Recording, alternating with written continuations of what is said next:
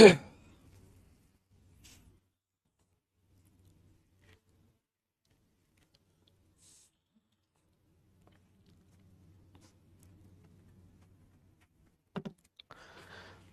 Ji. Hello and welcome to all my dear students. क्या हाल चाल है आप लोगों के, कैसे हैं आप सब लोग? उम्मीद है आप सब लोग बहुत बढ़िया होंगे। एक बार फिर से मैं आप सब लोगों का वेलकम करता हूं। लक्ष्य जेई 2026 बैच कोऑर्डिनेशन कंपाउंड्स हम लोग पढ़ रहे हैं। बहुत जबरदस्त चैप्टर है और आज इसका लास्ट लेक्चर करने वाले हैं। यस, तो बताइए कैसे हैं सब लोग? गुड इवनिंग, नमस्कार आप सब लोगों को, वेरी गुड इवनिंग। क्या हालचाल है सबके? एक बार फटाफट बताओ जरा। सब बढ़िया हो? मस्त एकदम जोरदार। Yes, good evening, good evening. हाँ जी, गुड इवनिंग, गुड इवनिंग। बहुत बढ़िया जी, मैं बहुत बढ़िया हूँ, एकदम मस्त। आप लोग बताओ, ठीक है? सब बढ़िया है। हम्म। आज लास्ट लेक्चर इसका करने वाले हैं हम लोग, ठीक है? आज इसका लास्ट लेक्चर है और फिर उसके बाद हम लोग नया चैप्टर कल से स्टार्ट करेंगे, है ना? बताओ जरा, लास्ट क्लास में जो पढ़ाया रिवाइज करके आए हो सही से? हैं जी? लास्ट क्लास में जो पढ़ाया रिवाइज करके आए हो क्या? यस यस, पक्का। आइसोमेरिज्म वैसे देखो लगभग खत्म हो चुका है ना? लगभग खत्म हो गया आइसोमेरिज्म। एक आधा केस मुझे बताना है और फिर उसके बाद इंपॉर्टेंस वगैरह के बारे में बात करेंगे और कुछ क्वेश्चंस की प्रैक्टिस करेंगे ना। काफी सारे क्वेश्चंस हो रखे हैं, तो देखते हैं उनमें से कितने क्वेश्चंस हम लोग कर पाते हैं। यस, पक्का। तो आज क्या है, देखो आज का जो अपना टॉपिक है ना, आज का जो अपना टॉपिक है आइसोमेरिज्म को खत्म करेंगे, है ना? आइसोमेरिज्म ऑक्टाहेड्रल कॉम्प्लेक्सेस, इसको हम लोग खत्म करेंगे। Importance and applications of coordination compounds, ये एक छोटा सा टॉपिक है, एनसीईआरटी में भी दिया लास्ट में। बस मुझे रीड करना है, आपके सामने लिखवाना है। आपको भी एक बार के लिए बस छोटी छोटी चीजें हैं, ये यहाँ यूज होता है, ये यहाँ यूज होता है, सिस्प्लेटिन इसमें यूज होता है, फलाना। बस इतना सा चीज है जो आपको ध्यान में रखना है। तो कुछ इंपॉर्टेंट कुछ कोऑर्डिनेशन कंपाउंड्स हैं, कॉम्प्लेक्सेस हैं, उनके बारे में हमें छोटी छोटी चीजें हैं जो ध्यान रखनी है, कौन कहाँ यूज होता है, ठीक है? और क्वेश्चन की प्रैक्टिस करेंगे फिर, है ना? हम लोग क्या करेंगे, क्वेश्चन प्रैक्टिस करेंगे, ठीक है? फिर हम लोग क्या करेंगे बेटा, क्वेश्चन की प्रैक्टिस करेंगे। जितने भी क्वेश्चंस हैं जो आपको होमवर्क में दे रखे हैं, उन क्वेश्चंस को हम लोग एक बार के लिए सॉल्व करेंगे, ठीक है? आओ देखें, हम लोग आइसोमेरिज्म पढ़ रहे थे, है ना? और आइसोमेरिज्म में कुछ क्वेश्चंस हैं जहां से मैं स्टार्ट कर देता हूं एक बार के लिए, है ना? वहीं से मैं स्टार्ट करता हूं।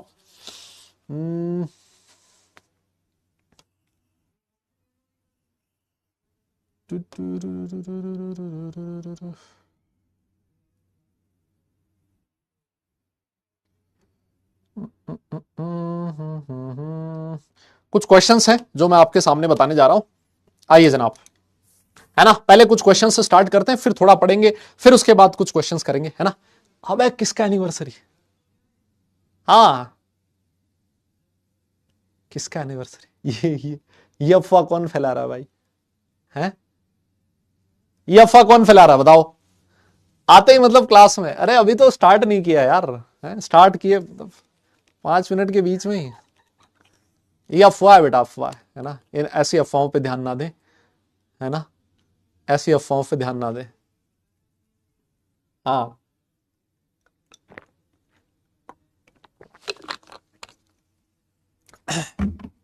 ये सरासर अफवाह है, इसका सच्चाई के साथ कोई लेना देना नहीं है, कोई रिलेशन नहीं है ना? आओ सर, इस ये क्वेश्चन आपका जेई मेंस 2016 में पूछा गया है। कहता है कि which one of the following complexes show optical isomerism, इसमें से कौन सा कॉम्प्लेक्स है जो ऑप्टिकल आइसोमेरिज्म शो करेगा? मेरे हिसाब से आप सब लोगों ने देख लिया है क्वेश्चन, और इस क्वेश्चन का पोल मेरे हिसाब से आप लोगों को देना चाहिए। राजन सर ने बोला है, क्या बात कर रहे हो? राजन सर ने कहा है ये चीज? अच्छा, ओ भाई, अरे यार, नहीं नहीं, राजवन सर ने बिल्कुल गलत गलत अफवाह फैलाई है, मैं बता रहा हूं तुम्हें। हम्म। नहीं नहीं नहीं ना, बिल्कुल गलत अफवाह है ये तो। लो आ जाओ, मैं इस क्वेश्चन का पोल देने जा रहा हूं बेटा आपको, है ना? इस क्वेश्चन का पोल आपके सामने, एक बार के लिए देखते हैं कितने लोगों ने अच्छे से रिवाइज किया है ना? कितने लोगों ने अच्छे से रिवीजन किया, तो आपको पता लगेगा अभी क्वेश्चंस में। आ जाओ आ जाओ, हाँ, आ जाओ। क्वेश्चन आपके सामने है, आपको बताना है इनमें से कौन ऑप्टिकल आइसोमेरिज्म शो करेगा, है ना, इनमें से कौन ऑप्टिकल आइसोमेरिज्म शो करेगा। आपके सामने ऑक्टाहेड्रल कॉम्प्लेक्सेस दिए हुए हैं सारे के सारे। हाँ, अरे अब पढ़ लो, अब पढ़ लो, क्वेश्चन कर लो, चैप्टर को खत्म करते हैं आज, है ना।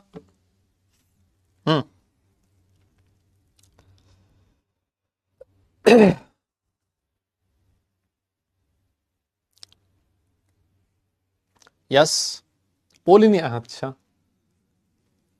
आ जाओ जी, एक बार के लिए देख लेते हैं। सर इस क्वेश्चन का जो सही आंसर है वो मैंने टिक कर दिया ऑप्शन नंबर सी पे, और 62.7%। अरे यार क्यों बे, ये बाकी कहां गए भाई, ये 18%। यार बताओ यार, ये गलत बात है, तुम लोग नहीं पढ़ के आए हो, मैं बता रहा हूं तुम्हें, है ना, तुम लोग नहीं पढ़ के आए हो यार। अरे देखो मुन्ना, ये कौन सा है, हम A4B2 है, कहां से करेगा सर, नहीं ये हमने किया था कल, MA4B2 नहीं करता है, ये MA3B3 है सर, ये ज्योमेट्रिकल शो करता है, फेक मर इसका बनता है, लेकिन ऑप्टिकल नहीं शो करता था। ये वाला देखो सर, ये सिस, ये वो वाला है। अरे मुन्ना, MA8B2 ये है सर, और इसके दो फॉर्म आपको बनाई थी। यस, आपको याद है, दो फॉर्म हम लोगों ने इसकी बनाई थी, क्लोरीन क्लोरीन, जब एक दूसरे की सिस पोजीशन पे थे, यस, और जब क्लोरीन क्लोरीन एक दूसरे की ट्रांस पोजीशन पे थे। आपको याद है यार, ये तो क्लास में मैंने तुम्हें करवाया था। हमने ये कहा था कि जब ये ट्रांस पोजीशन है तो ट्रांसफॉर्म में सर क्या आ रहा है, एक पीओएस आ रहा है, और पीओएस है, इसका मतलब सर ये ऑप्टिकली इनएक्टिव हुआ करता था। फिर हमने इसकी मिरर इमेज बनाई थी, और हमने ये कहा था कि जो सिस फॉर्म होती है ये अपनी मिरर इमेज पे सुपर इंपोज नहीं हो रही, इसका मतलब सर ये ऑप्टिकली एक्टिव होगा। और कल इस पे तो क्वेश्चन भी करे थे, याद रखने की क्या जरूरत है। हाँ, इसको याद रखने की जरूरत नहीं है, तो तुम फटाफट बना के भी देख सकते थे, है ना। सी ऑप्शन करेक्ट है सर, इसमें क्या परेशानी है। अरे रटना काहे का हुआ भैया, ये रटना काहे का हुआ, MA4B2 बनाओ। ये तो महाराज क्वेश्चन को सॉल्व करवा रहा हूं, तब मैं इसको इस स्पीड से कर रहा हूं।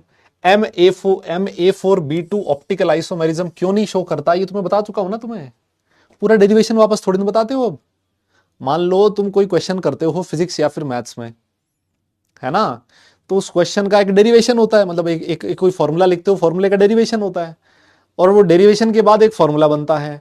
फिर जब अगला क्वेश्चन आता है तो हम लोग उस फॉर्मूले को यूज करते हैं उस क्वेश्चन में।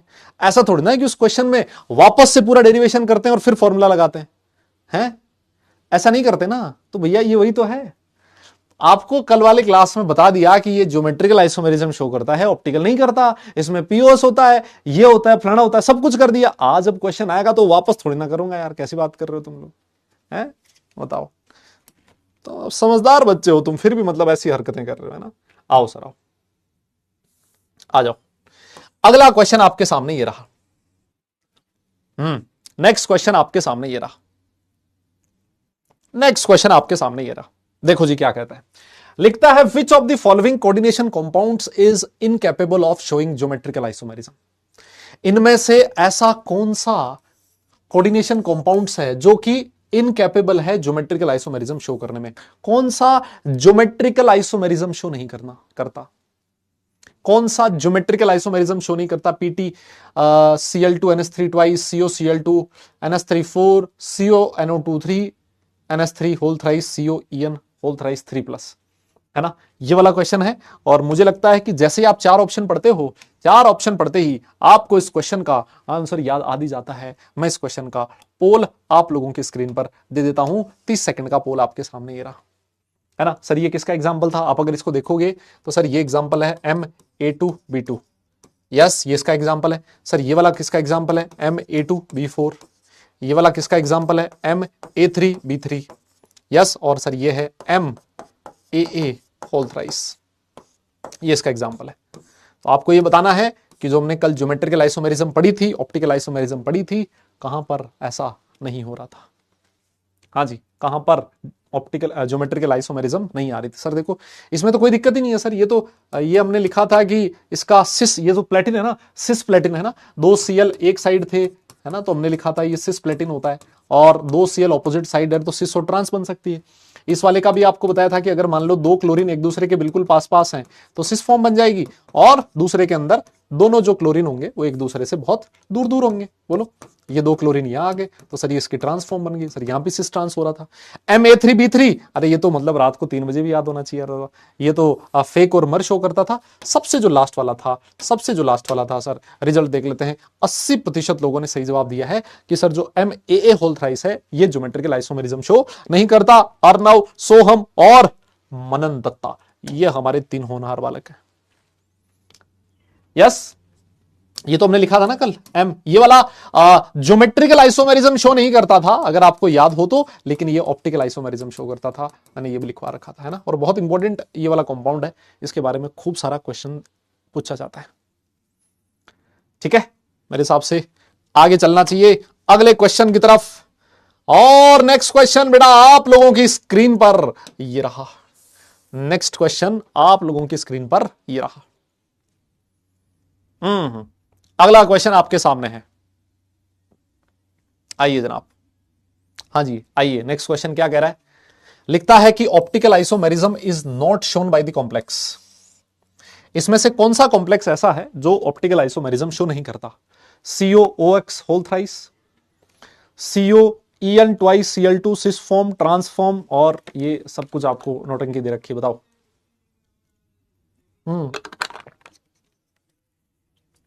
दे दो सर, पोल दे दो, इसका पोल दे दो सर।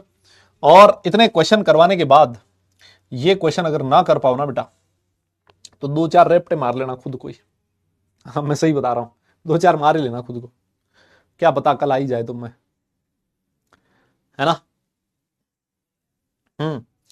अब सुन लो मेरी बात, कल से पी ब्लॉक एलिमेंट स्टार्ट हो जाएगा। ठीक है, पीरियोडिक क्लासिफिकेशन अगर नहीं पढ़ रखा पढ़ लेना, फजान्स रूल नहीं पढ़ रखा रिवाइज कर लेना, इनर्ट पेयर इफेक्ट नहीं पढ़ रखा रिवाइज कर लेना। मैं फिर बोल रहा हूं, बाद में मुझे मत बोलना सर ये तो याद नहीं आ रहा सर, क्या था कैसे था। मैं पहले बोल दे रहा हूं, उन सारी चीजों की पी ब्लॉक एलिमेंट में, चलो यहां तो फिर भी ज्यादा जरूरत नहीं पड़ रही थी इनऑर्गेनिक केमिस्ट्री क्लास 11th की। पी ब्लॉक एलिमेंट में तो पूरा इनऑर्गेनिक केमिस्ट्री क्लास 11th का ही है, ऐसे मानो, है ना। और मैक्सिमम चीजें तुम ऐसी होंगी जो तुम देखोगे अरे सर ये तो 11th में पढ़ लिया था, है ना। आइए साहब, सर सी ऑप्शन पे टिक मार रहा हूं। और ये देखो, मैं कह रहा था ना, कई लोग हैं, मैं कई लोग हैं ऐसे 70। अभी इससे पिछला वाला क्वेश्चन करवाया था, इससे जो पिछला वाला क्वेश्चन था उससे जो पहले वाला क्वेश्चन था वो यही था, है ना, वो यही था क्वेश्चन। ये देखो 78% जनता पहुंची है इस क्वेश्चन तक। अरे बेटा इसका जो ट्रांसफॉर्म है, ट्रांसफॉर्म कैसे बनेगा इसका? सर इसका ट्रांसफॉर्म ऐसे बनेगा, क्लोरीन यहां होगा, क्लोरीन यहां होगा, और ये जो सिमेट्रिकल बाइडेंटेड लिगेंड है आपका ईएन यहां होगा, है ना। ये जो सिमेट्रिकल बाइडेंटेड लिगेंड है वो ईएन यहां होगा। अब तो मुझे एक बात बताओ, क्या इसके अंदर यहां से काटने पे पीओएस नहीं आ रहा क्या? बोलो तो। और अगर पीओएस आ रहा है तो बेटा ये ऑप्टिकली एक्टिव कैसे होगा फिर? है भाई, ये ऑप्टिकली एक्टिव कैसे होगा? नोट शोन पूछा है, नोट शोन। यस, हाँ, पी ब्लॉक एलिमेंट हम लोग पहले पढ़ेंगे। ठीक है, हम लोग क्या पढ़ेंगे पहले? पी ब्लॉक एलिमेंट पढ़ेंगे, है ना। हाँ, तुम में से कई ज्ञानी होंगे जो ये कह रहे होंगे, देखा मैंने अभी कि सोल्ट हाइड्रोलिसिस पहले करवाया जाता है, ये करवाया जाता है। मैं तो पहले पी ब्लॉक एलिमेंट करवाऊंगा, है ना। सोल्ट हाइड्रोलिसिस अगर तुझे पहले करवा दिया ना, तो उसके बाद तो इनऑर्गेनिक केमिस्ट्री पढ़ना छोड़ देगा, है ना। इसलिए पहले पी ब्लॉक एलिमेंट पढ़ ले, जो काम की चीज है कर ले, जिस तरीके से मैं पढ़ा रहा हूं वैसे पढ़ ले, अपना दिमाग मत लगा कि पहले ये पढ़ेगा दूसरा ये पढ़ेगा, है ना। और पी ब्लॉक एलिमेंट में मैं फिर बता दूं तुम्हें, जो तुम्हारा पीरियोडिक क्लासिफिकेशन है, पीरियोडिक क्लासिफिकेशन, इस पीरियोडिक क्लासिफिकेशन में जो तुमने प्रॉपर्टीज पढ़ रखी हैं, है ना, प्रॉपर्टीज कौन कौन सी, जैसे तुम लोगों ने रेडियस का ऑर्डर पढ़ा था, यस, आप लोगों ने आयनाइजेशन एंथैल्पी का ऑर्डर पढ़ा था, यस, आप लोगों ने इलेक्ट्रॉन गेन एंथैल्पी का ऑर्डर पढ़ा था, आप लोगों ने इलेक्ट्रोनेगेटिविटी का ऑर्डर पढ़ा था। ये जो चीजें हैं ना, ये बहुत इंपॉर्टेंट है। ये सारी की सारी चीजें हमारे class 12th P block element में काम में आएंगी। मैं फिर बोल रहा हूं तुम्हें, क्लास 11th का पी ब्लॉक नहीं पढ़ने की जरूरत है आपको, क्लास 11th में ये जो चीजें हैं ये पढ़ने की जरूरत है। ठीक है, और इसके अलावा जो चीजें आपको पढ़ने की जरूरत है वो कौन कौन सी हैं? आपको इनर्ट पेयर इफेक्ट के बारे में पता होना जरूरी है। ऐसे तो बहुत सारी चीजें हैं, लेकिन ये वो चीजें हैं जो सबसे ज्यादा जरूरत पड़ेगी आपको। इनर्ट पेयर इफेक्ट आपको पढ़ना जरूरी है। फिर उसके बाद फजान रूल बहुत इंपॉर्टेंट है ना। फजान रूल का एप्लीकेशन आपको खूब जगह पर देखने को मिलेगा, है ना, ये आपके लिए बहुत जरूरी है। ठीक है, तो ये 11th का रिवीजन बहुत जरूरी है भाई, है ना, बहुत जरूरी है। नहीं तो फिर तुम कल क्लास में आओगे और बोलोगे सर ये ऐसे कुछ पढ़ा तो था सर, सर रेडियस का कुछ ऑर्डर होता तो था सर, है ना, कुछ कुछ ऑर्डर पढ़ा तो था सर, याद नहीं आ रहा सर, है ना। यस, आ जाओ सर, आगे चलते हैं, आगे चलते हैं। और देखो ये वाला क्वेश्चन मैं आपको ये समझाने की कोशिश कर रहा हूं कि ये जो क्वेश्चन है ना कितनी बार आ गया, ये जो क्वेश्चन है वो कितनी बार पूछ लिया तुमसे जेई ने। ये देखो, कहता है कि which one of the following has an optical isomer, इसमें से किसका ऑप्टिकल आइसोमर है। देखो एक ही क्वेश्चन कितनी बार काम में आया, ये 2010 में पूछा गया था ये ट्रिपल में, ये वही तो एग्जांपल हो गया। इसकी दो फॉर्म बनेगी सर, है ना सर, इसकी दो फॉर्म बनती है, एक होती है सिस फॉर्म और एक होती है ट्रांस फॉर्म। और ये जो सिस फॉर्म होती है सर, ये ऑप्टिकली एक्टिव होती है। एक ही क्वेश्चन को कितनी बार और कितना अलग अलग तरीके से पूछा है, ये आपको ध्यान रखना है ना। इसीलिए मैं कहता हूं कि यार पुराने क्वेश्चंस करने जरूरी है ना।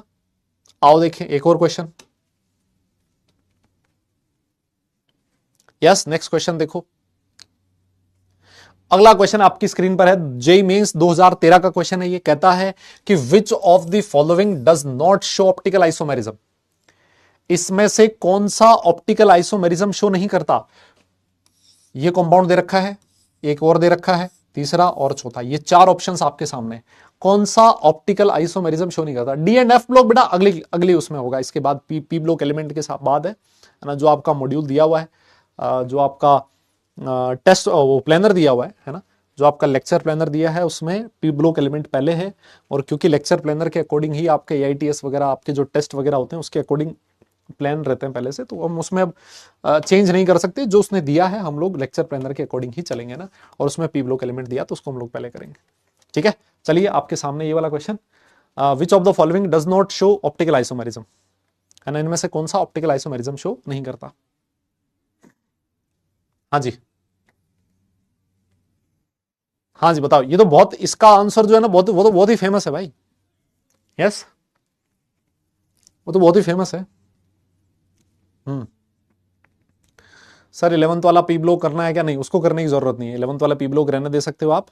आपको तो जो मैंने चीजें बोली है, ये जो प्रॉपर्टीज हैं ये एक बार आप अच्छे से कर लेना। और फिर उसके बाद वो जो तुम्हारा क्या बोलते हैं केमिकल बॉन्डिंग के कुछ टॉपिक्स हैं वो अच्छे से कर लेना। इतना कर लोगे इतने में धन्य है ना, तुम्हारा भला हो जाएगा, मैं बता रहा हूं तुम्हें, तुम्हारा भला हो जाएगा। ये देखो सर 72% बच्चों ने बिल्कुल सही जवाब दिया है, देख रहे हो। ये 7% ऐसे लोग भी हैं, देख रहे हो, ये 7% वो लोग भी हैं जो ये कह रहे हैं कि ये ऑप्टिकल आइसोमेरिज्म शो नहीं करता। जबकि इससे जो जस्ट पहले वाला क्वेश्चन था उसमें यही पूछा था कि कौन ऑप्टिकल आइसोमेरिज्म शो करता है, तो उसमें हमने क्या किया था, इस ऑप्शन पे टिक किया था कि ऑप्टिकल आइसोमेरिज्म शो करता है। फिर उसके बाद हमने ये पूछा कौन नहीं शो करता, फिर भी लोगों ने इस पे टिक कर दिया। देखो ये 7% तो बहुत, मतलब मैं कह रहा हूं ये तो सैल्यूट करने लायक है भाई, है ना। और फिर उसके बाद ये 11% उसके बाद आते हैं, है ना। सर ये देखो ये कौन सा कॉम्प्लेक्स है, सर ये है Ma3B3। यार ये फेक और मर वाला है, सर ये फेक और मर वाला है। और इसका तो मतलब याद रहना चाहिए यार, ये तो बिल्कुल अलग है बाकी लोगों से।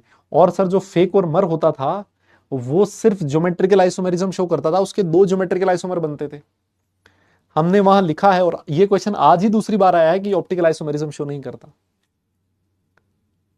है ना, समझ रहे हो। वो तो अलग लोग हैं भाई, मैं कह रहा हूं कि ये सी ऑप्शन पे टिक करने वाले तो मतलब समझ जाओ तुम अब, समझ जाओ तुम अब। देखो वापस देखो 2023 जेई मेंस में ये क्वेश्चन इतनी बार आ गया, मैं कह रहा हूं अगर कोई बच्चा प्रीवियस ईयर्स के क्वेश्चन ही कर ले ना, प्रीवियस ईयर्स के क्वेश्चंस भी कर ले, तब भी उसको ये क्वेश्चन याद हो जाएगा। कहता है बताओ इनमें से कायरल कॉम्प्लेक्स कौन सा है, ये 2023 में फिर आ गया, है ना। इसमें से कायरल कंपाउंड कौन सा है, सिस, ये ईएन यहां पर कह रहा है इथाइलिन डाइमाइन है, सिस PTCl2 ईएन ट्वाइस, या फिर ट्रांस, या फिर इसका सिस, या फिर इसका ट्रांस। कायरल कौन सा है। अरे सर कायरल वो होगा जो ऑप्टिकल आइसोमेरिज्म शो करेगा। कितनी बार बोले बताओ, कितनी बार बोले, कितनी बार। आज तीसरी बार आया कम से कम, ये 4-5 क्वेश्चन जो हम लोगों ने किए हैं उसमें तीसरी बार आया कि सर ये जो सिस फॉर्म होती है ये ऑप्टिकली एक्टिव होती है, क्योंकि इसमें कोई पीओएस नहीं होता, ये अपनी मिरर इमेज पे सुपर इंपोज नहीं होता, इस वजह से ये ऑप्टिकल आइसोमेरिज्म शो करेगा। मानते हो इस बात को? बताओ सर। ठीक है, अब कह रहे हो तो मान लेते हैं, और तो क्या करें हम। एक बढ़िया क्वेश्चन करवाऊं क्या मैं तुम्हें? एक बढ़िया क्वेश्चन करवाऊं क्या मैं तुम्हें? ये वाला क्वेश्चन करो, देखिए आ जाओ, एक बढ़िया क्वेश्चन करते हैं, है ना, एक अच्छा क्वेश्चन करते हैं। और ये क्वेश्चन है जेईई एडवांस 2023 का। क्या कह रहा है, सुनिएगा क्वेश्चन को अच्छे से। लिखता है द कॉम्प्लेक्स। अच्छा, इसका मतलब सर ये 1 और मोर ऑप्शंस करेक्ट है। सर ये 1 और मोर ऑप्शंस करेक्ट है। इसके एक से ज्यादा आंसर भी सही हो सकते हैं, मैं पहले आपको जानकारी दे रहा हूं। Which can exhibit the type of isomerism shown by this compound. और यहां ईएन कह रहा है कि ये वाला है, ठीक है, ईएन तो हमें पहले से पता है। मेरी बात आप लोग समझ पा रहे हो क्या? मेरी बात आप लोग समझ पा रहे हो कि इनमें से कौन से कॉम्प्लेक्सेस हैं जो उस टाइप की आइसोमेरिज्म शो करते हैं जिस टाइप की आइसोमेरिज्म ये वाला कंपाउंड शो करता है। देखो कुछ नहीं बोला इसने कि ज्योमेट्रिकल है ना, या फिर ऑप्टिकल है, कौन सा है, कोई मतलब नहीं, है ना, कुछ नहीं। सिर्फ ये पूछा है कि इनमें से कौन सा कॉम्प्लेक्स ऐसा है जो वो आइसोमेरिज्म शो करते हैं जो कि ये वाला कॉम्प्लेक्स शो करता है ना, जो कि ये वाला जो कॉम्प्लेक्स आपके सामने है वो शो करता है। तो सबसे पहले तो आप ये सोचो कि ये वाला जो कॉम्प्लेक्स है वो कौन सी आइसोमेरिज्म शो करेगा, है ना। सबसे पहले तो ये इसके बारे में सोचो, ये कॉम्प्लेक्स जो है वो कौन सी आइसोमेरिज्म शो करेगा, बताओ। देखिए ये वाला जो कॉम्प्लेक्स है वो कौन सी आइसोमेरिज्म शो करेगा?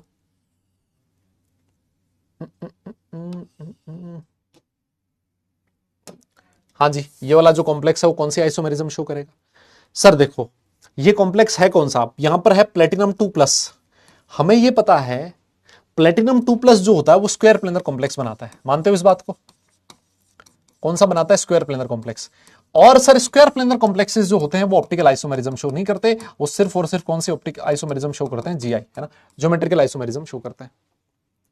तो आपको ये पूछा है कि इनमें से कौन से कंपाउंड ऐसे हैं जो ज्योमेट्रिकल आइसोमेरिज्म शो करेंगे, है ना। मेरे हिसाब से क्वेश्चन ये हो गया।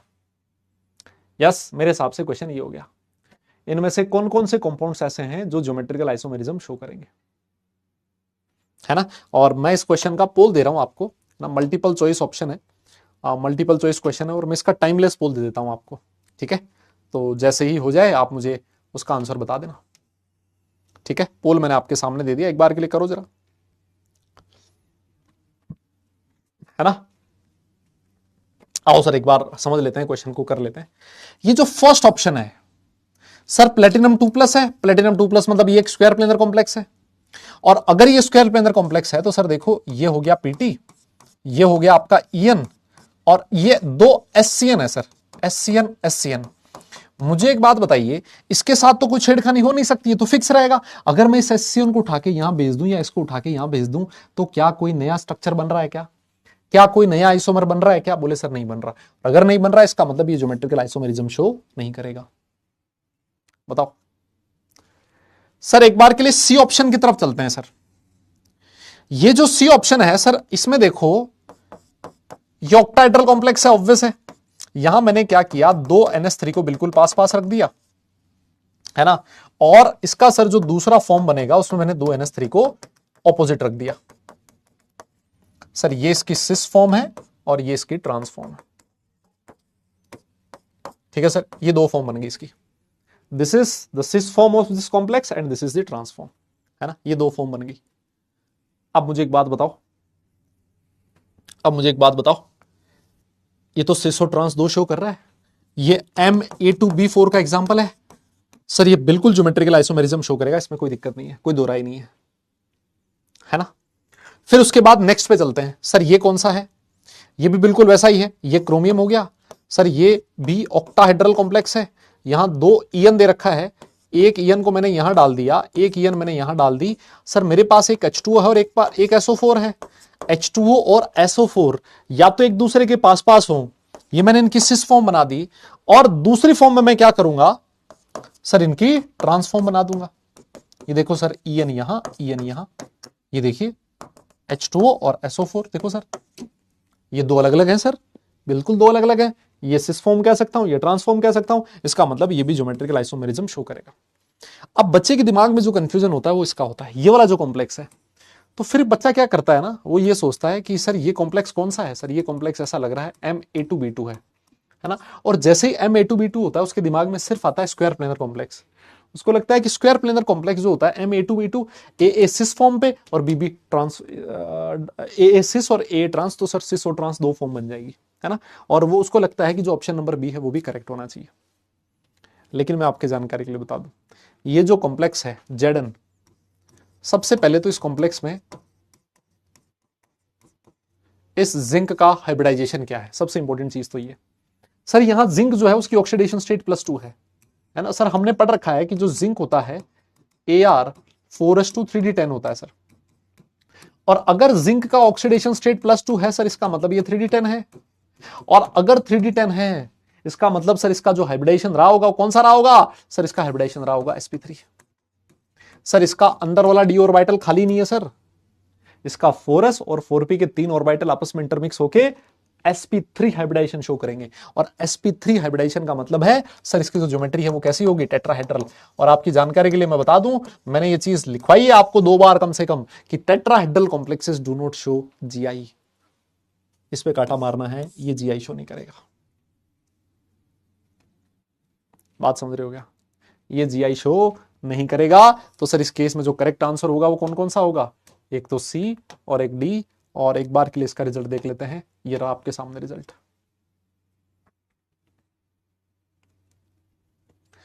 ये देखो 56% जो लोग थे ना, वो इसी वजह से मैं कह रहा हूं लटके हैं वो, है ना। ये जो 56% लोग थे वो इसी वजह से लटके हैं। मेरी बात समझ रहे हो, क्योंकि उनको लगा कि सर ये Ma2B2 टाइप का क्वेश्चन है, और जो Ma2B टाइप का क्वेश्चन, A2B2 टाइप का क्वेश्चन होता है सर, वो तो स्क्वायर प्लेनर जो होता है वो करता है सर शो, है ना। लेकिन ये स्क्वायर प्लेनर है ही नहीं, ये sp3, और sp3 हाइब्रिडाइजेशन मतलब ये टेट्राहेड्रल, और जो टेट्राहेड्रल होता है वो ज्योमेट्रिकल शो नहीं करता। इस क्वेश्चन में सिर्फ और सिर्फ इतना ही ट्विस्ट था, है ना। तो जब भी कोऑर्डिनेशन नंबर 4 हो ना, तो एक बार के लिए चेक कर लेना, है ना, एक बार के लिए चेक कर लेना कि वो स्क्वायर प्लेनर कॉम्प्लेक्स है या फिर वो टेट्राहेड्रल कॉम्प्लेक्स है। टेट्राहेड्रल होगा तो जीआई नहीं शो करेगा, और स्क्वायर प्लेनर होगा तो वो ओआई शो नहीं करेगा, है ना। बस यहीं पर गलती होने के चांस होते हैं, और कई लोग जो थे वो इसी में निपट गए भैया, इसी में निपट गए। अगला क्वेश्चन मैं आपकी स्क्रीन पर दे रहा हूं, यह है जेई एडवांस्ड 2021 का क्वेश्चन, है ना। हाँ तो कोई बात नहीं, चलो एक बार गलती होगी, अब आगे गलती ना हो, है ना, अब आगे गलती नहीं होनी चाहिए। आइए सर हम लोग आगे चलते हैं। Total number of cis N Mn Cl bond angles कितने हैं, और मॉलिक्यूल कौन सा दे रखा है, cis Mn en twice Cl twice complex. बताओ जी। कह रहा होमवर्क दे दो भाई, होमवर्क होमवर्क कुछ नहीं, आज जो करना है आज करना है। आज कोऑर्डिनेशन कंपाउंड पूरा खत्म करेंगे, है ना। थ्योरी क्वेश्चन सब कुछ जो होना है बस आज ही होना है। आज के बाद कोऑर्डिनेशन कंपाउंड वापस क्लास में डिस्कस नहीं होगा। कल से हम लोग नया चैप्टर स्टार्ट करेंगे, उस चैप्टर का नाम होगा पी ब्लॉक एलिमेंट्स, ठीक है। पी ब्लॉक एलिमेंट्स में अपने को शायद 6 लेक्चर मिले हैं, है ना, मेरे हिसाब से 6 लेक्चर मिले, तो लगभग 6-7 लेक्चर में हम लोग पी ब्लॉक एलिमेंट बड़े आराम से खत्म कर देंगे, बहुत इजी इजी, है ना, बहुत आसानी से, ठीक है। हाँ आ जाओ भैया, ये वाला जो क्वेश्चन है करिए इसका पोल, इस क्वेश्चन का भी पोल देंगे आपको, ठीक है। आराम से देखो, जेई एडवांस 2021 का ये क्वेश्चन है। Total number of cis N M N CL bond angles कितने हैं। हाँ जी, थोड़ा टाइम दे देते हैं आपको, आराम से एक बार के लिए बना के देखो, है ना। क्योंकि मुझे पता है कि ये जितने क्वेश्चन यहां हो जाएं, मुझे लगता नहीं कि तुम यहां से जाने के बाद एडवांस के क्वेश्चन कभी उठा के भी देखते हो, क्या किया है कैसे किया है ना, कुछ करते भी हो क्या, मुझे तो मतलब भरोसा नहीं तुम्हारे ऊपर। हम्म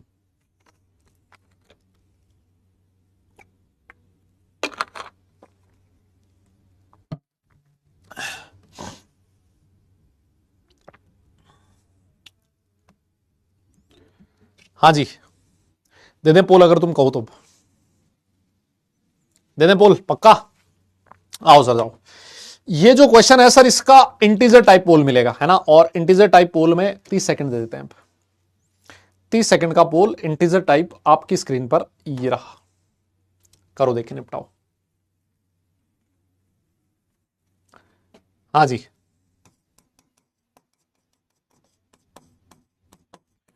पोल आपकी स्क्रीन पर है बेटा।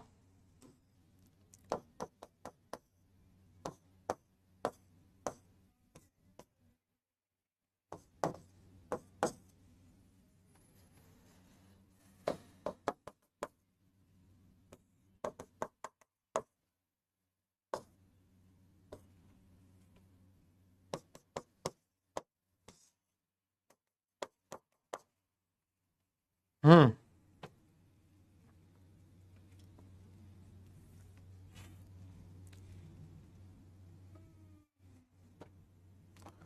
चलो सर, पोल हो लिया खत्म। एक बार के लिए रिजल्ट देख लेते हैं।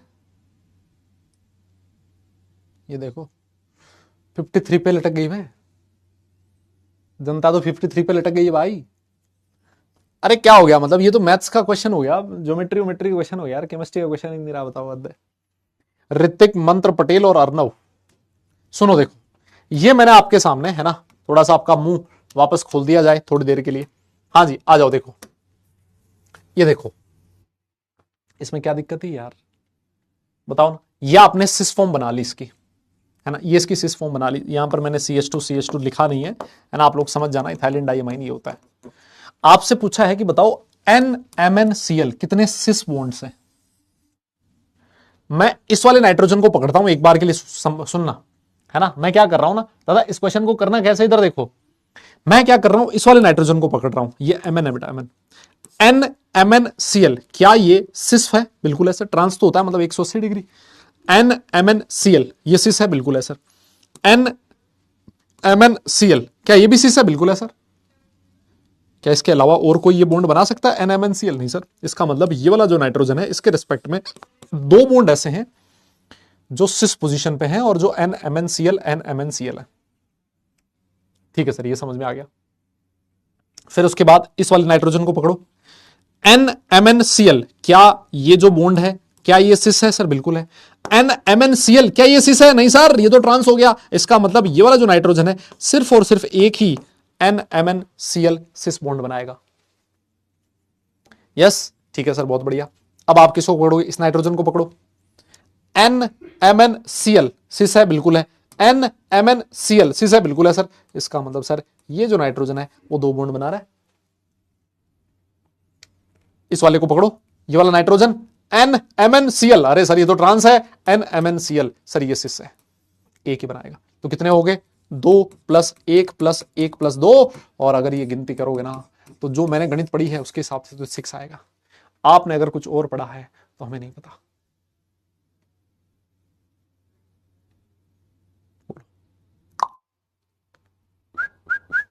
ये स्ट्रक्चर कैसे बना है? वाह वाह वाह वाह वाह वाह, स्ट्रक्चर कैसे बना है? ये एडवांस का ना, मैं बता रहा हूं, one of the easiest question रहा होगा, one of the easiest question रहा होगा ये एडवांस का, जो इस साल पूछा गया होगा। और तुम इसको ट्रिकी कह रहे हो हैं?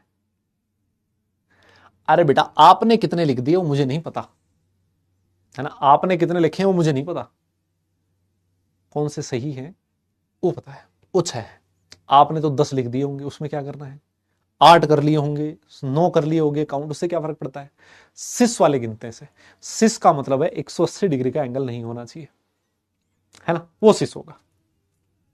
समझ गए? चलो सर बढ़िया, फिर चलो बढ़िया, ठीक है। तो अब आप कह रहे हो तो मान लेते हैं सर, थोड़ा और आगे चलते हैं, है ना, थोड़ा और आगे चलते हैं।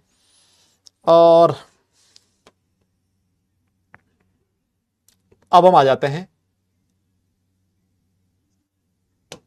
जो हम लोग लास्ट क्लास में आइसोमेरिज्म कर रहे थे, है ना, जो हम लोग लास्ट क्लास में आइसोमेरिज्म कर रहे थे।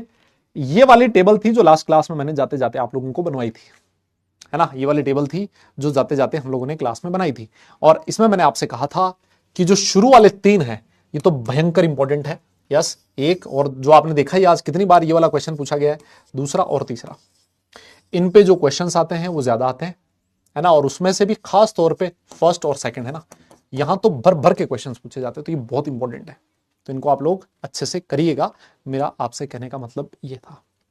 और मैंने अभी क्वेश्चंस के थ्रू ये प्रूव भी किया, है ना, क्वेश्चंस के थ्रू हमने प्रूव भी किया कि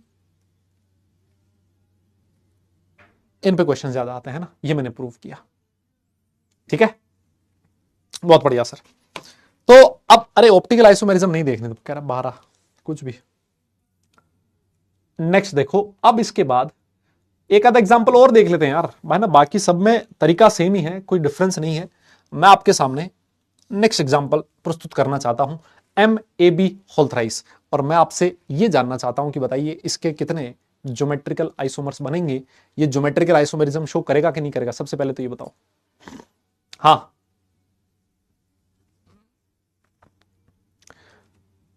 ये ज्योमेट्रिकल आइसोमेरिज्म शो करेगा कि नहीं करेगा, पहले तो ये बताओ, और अगर करेगा तो ये कितने ज्योमेट्रिकल आइसोमर्स बनेंगे ये भी बताओ, है ना, और इसके एग्जांपल्स खूब सारे हो सकते हैं बतेरे, है ना, CRGLY ग्लाई 3,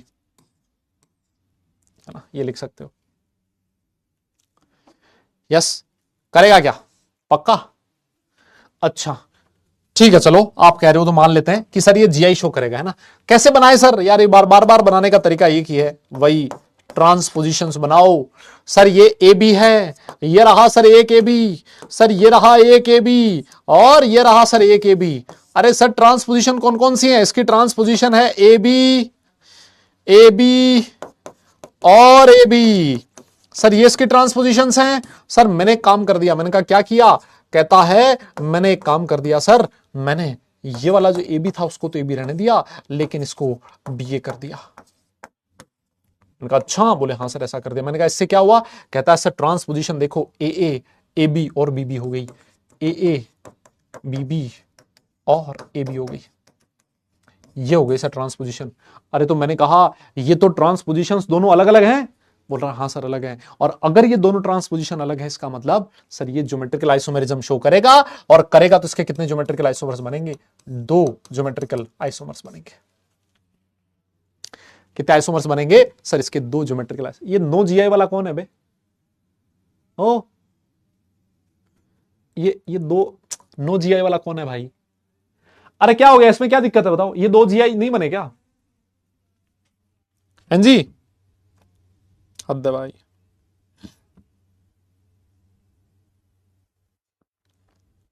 अरे ये 2 बन तो गए तुम्हारे सामने हैं यार बनाए हुए, बताओ, और बनाने के बाद भी कह रहे हो सर नो GI होगा इसमें।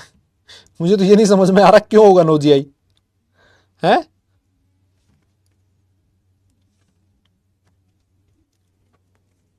करेगा ना, पक्का? ठीक है सर, चेक करो किसी में कोई वो मिल जाए तो, POS मिल रहा है क्या, चेक करना एक बार। हाँ जी, अरे POS वगैरह चेक करो, देखिए मिल रहा है क्या कहीं। अरे POS वगैरह चेक करो, देखिए कोई मिल रहा है क्या POS दोनों में। हाँ चेक करो कोई बन रहा है क्या, POS कहीं पर आ रहा हो, नहीं आ रहा पक्का? एक बार और सोच लो, नहीं क्या पता कहीं से तो निकालो यार POS, क्या कहीं आ ही जाए क्या पता। कहीं से काटो कूटो ऐसे। सर सारी रिंग ना अलग अलग प्लेन में है सर, है ना, अलग अलग प्लेन में है सर, माहौल ही नहीं बनेगा, POS कहां से बनेगा सर? अरे सर कोई POS नहीं है, इसका मतलब इसके कितने ऑप्टिकल आइसोमर्स होंगे सर, इसमें नंबर ऑफ एनेंशियोमेरिक पेयर्स कितने होंगे ये बताओ, नंबर ऑफ एनेंशियोमेरिक पेयर्स कितने होंगे सर? ये भी ऑप्टिकली एक्टिव है, ये भी ऑप्टिकली एक्टिव है, इसका मतलब इसका एक पेयर बनेगा और इसका भी एक पेयर बनेगा, तो एनेंशियोमेरिक पेयर कितने हो गए, 2 हो गए sir. Yes, total stereo isomers कितने हो जाएंगे जल्दी बताओ।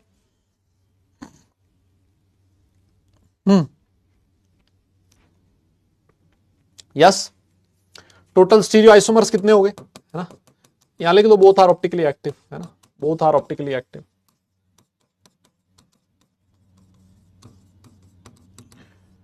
टोटल कितने स्टीरियो आइसोमर्स होंगे, 4 पक्का ना? ठीक है बहुत बढ़िया बेटा, मैं ये सोच रहा था कुछ 6 ना कह दे। बोले सर देखो 2 तो ये रहे और 2 पेयर मतलब 4 और ये रहे सर, टोटल 6 हो गए सर, है ना, थैंक गॉड ये तो नहीं बोला, ये दोनों ऑप्टिकल आइसोमर है, ये दोनों एक्टिव है, इसकी मिरर इमेज 2, इसकी मिरर इमेज 2, तो टोटल 4 हो गए। ठीक है, बहुत बढ़िया है ना। तो ये क्वेश्चन है जो इस तरह का और आ सकता है। और देख लो MAAB4,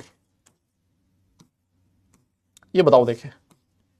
AB MAA नहीं बेटा, MABB4, MABB4, ये बनाओ जरा, फटाफट बनाओ। ये optical isomerism sorry GI show करेगा नहीं करेगा? अगर करेगा तो कितने जीआई बनेंगे, जितने जीआई बनेंगे उसमें से कितने ओआई होंगे, है ना, कितने ऑप्टिकली एक्टिव होंगे, ये भी आपको बताना, जल्दी से बताओ।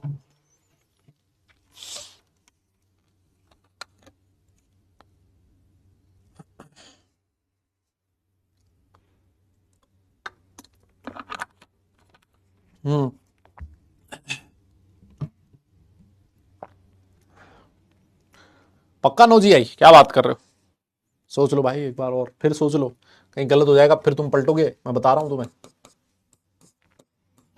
फिर पलटोगे अपनी बात से। ये देखो सर B4 है, AB को मैंने यहां रख दिया, लो जी सर AB हो गया, और B4 ये रहा, B B B और B। सर इसकी जो ट्रांसपोजिशन है वो कौन सी आ रही है? AB BB और BB। सर आप किसी को कहीं पर भी ले जाओ सर, इसके साथ तो आप छेड़खानी कर नहीं सकते, है ना, ये तो फिक्स रहेगा। जब ये छेड़खानी नहीं कर सकते, इसमें से किसी को भी कहीं पर भी हटाओ सर, ट्रांसपोजिशन पे कोई फर्क नहीं पड़ेगा। आप बोलोगे सर ये ज्योमेट्रिकल आइसोमेरिज्म शो नहीं करेगा। तो मुझे बताओ ये ऑप्टिकल आइसोमेरिज्म शो करेगा क्या? हाँ ऑप्टिकल करेगा क्या, चेक करो। क्या इसके अंदर कोई प्लेन ऑफ सिमेट्री आ रहा है क्या? क्या ये ऑप्टिकल आइसोमेरिज्म शो करेगा?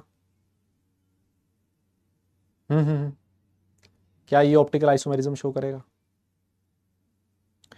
क्या इसमें प्लेन ऑफ सिमेट्री आ रहा है क्या? यस सर, इसको स्लाइस कर दो, ऐसे काटो, आधा आधा कट जाए, ऊपर वाला पार्ट नीचे वाले पार्ट की मिरर इमेज। सर इसमें पीओएस है, तो सर ये ऑप्टिकल आइसोमेरिज्म शो नहीं करेगा, इसका सिर्फ और सिर्फ एक ही स्टीरियो आइसोमर बनेगा, सिर्फ और सिर्फ एक ही स्टीरियो आइसोमर बनेगा, खत्म। बताइए, है ना। तो कहने का मतलब ये हो गया, ऐसे आपको बना बना के और भी चेक कर सकते हो, है ना, ऐसे बना बना के आप और भी चेक कर सकते हो। लेकिन जो हमने क्वेश्चंस किए मेंस वाले, एडवांस वाले, उन सब में आपने देखा कि जनरली जो सिमेट्रिकल बाइडेंटेड लिगेंड होता है उसी के ऊपर क्वेश्चंस पूछे जाते हैं, अनसिमेट्रिकल बाइडेंटेड लिगेंड पे क्वेश्चंस बहुत कम पूछे जाते हैं, है ना। और वो हमने अनसिमेट्रिकल बाइडेंटेड लिगेंड लिख दी। अरे क्या हो गया, ए बी आएगा क्या? अरे ए बी आएगा बेटा, ए बी, ये बस A B B B B B, है ना। हाँ हो गया हो गया।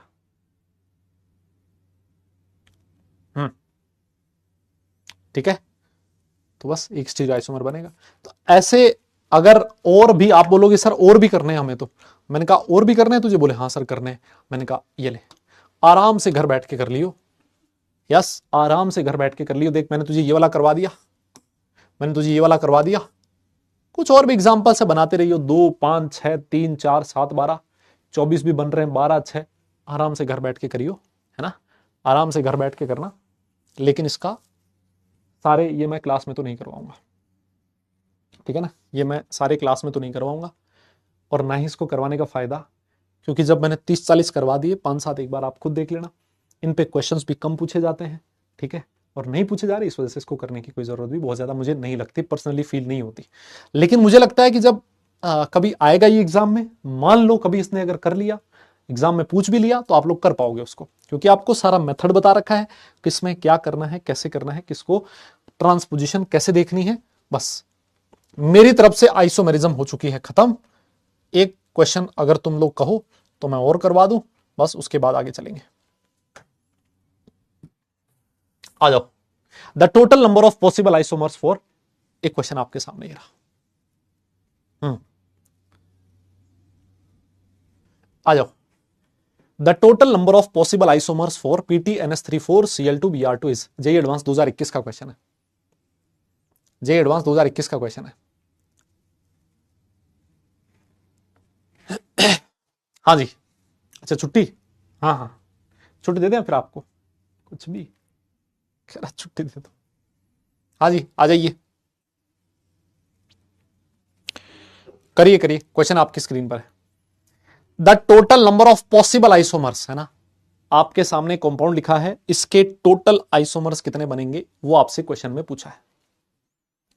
द पॉसिबल आइसोमर्स पूछे हैं भाई साहब, मैं फिर बोल रहा हूं, पॉसिबल पूछा है, सब कुछ गिनना है, सब कुछ, फिर बोल दे रहा हूं, फिर रोने मत लग जाना, अरे सर इसमें तो ये लिखा हुआ ही नहीं था, हमने तो ये सोचा ही नहीं।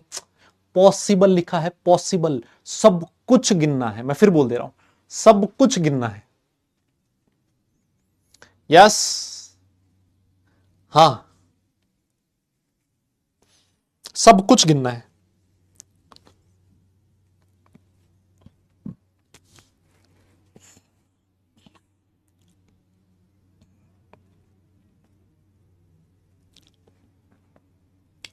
चलो अब मैं इसका पोल देने जा रहा हूं, जिसने कर लिया वो कर लिया, जिसके दिमाग में नहीं आया वो नहीं कर पाएगा।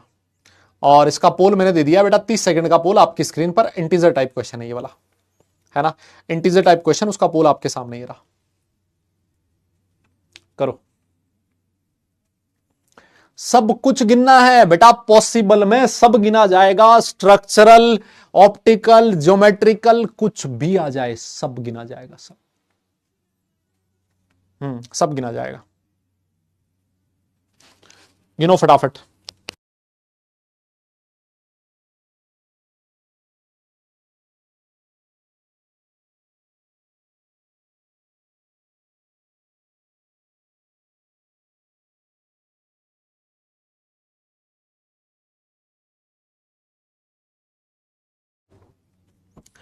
हो गया, डन है। चलो जरा देखते हैं कितने प्रतिशत बच्चों ने सही जवाब दिया है। रिजल्ट आपकी स्क्रीन पर, वाह वाह मेरे शेरों, 16.6% है ये प्रूफ, धन्य है। मुझे डर ये था ये सिंगल डिजिट में ना आ जाए। चलो ठीक है, तुमने लाज रख ली, मतलब कम से कम 16 तक तो तुम्हारी गाड़ी पहुंच गई, बहुत बढ़िया। आरुष गुप्ता, मंत्र पटेल, मजनिश, स्वर्णित गुप्ता, यथार्थ अहम, उत्तम। बेटा तुम लोग भगवान के रूप हो, ऐसे मानो, है ना, तुम बच्चे नहीं हो, मैं बता रहा हूं तुम्हें, है ना, भगवान के रूप हो तुम साक्षात। 16% बच्चों में हो तुम, देख रहे हो, ए भाई बहुत बढ़िया।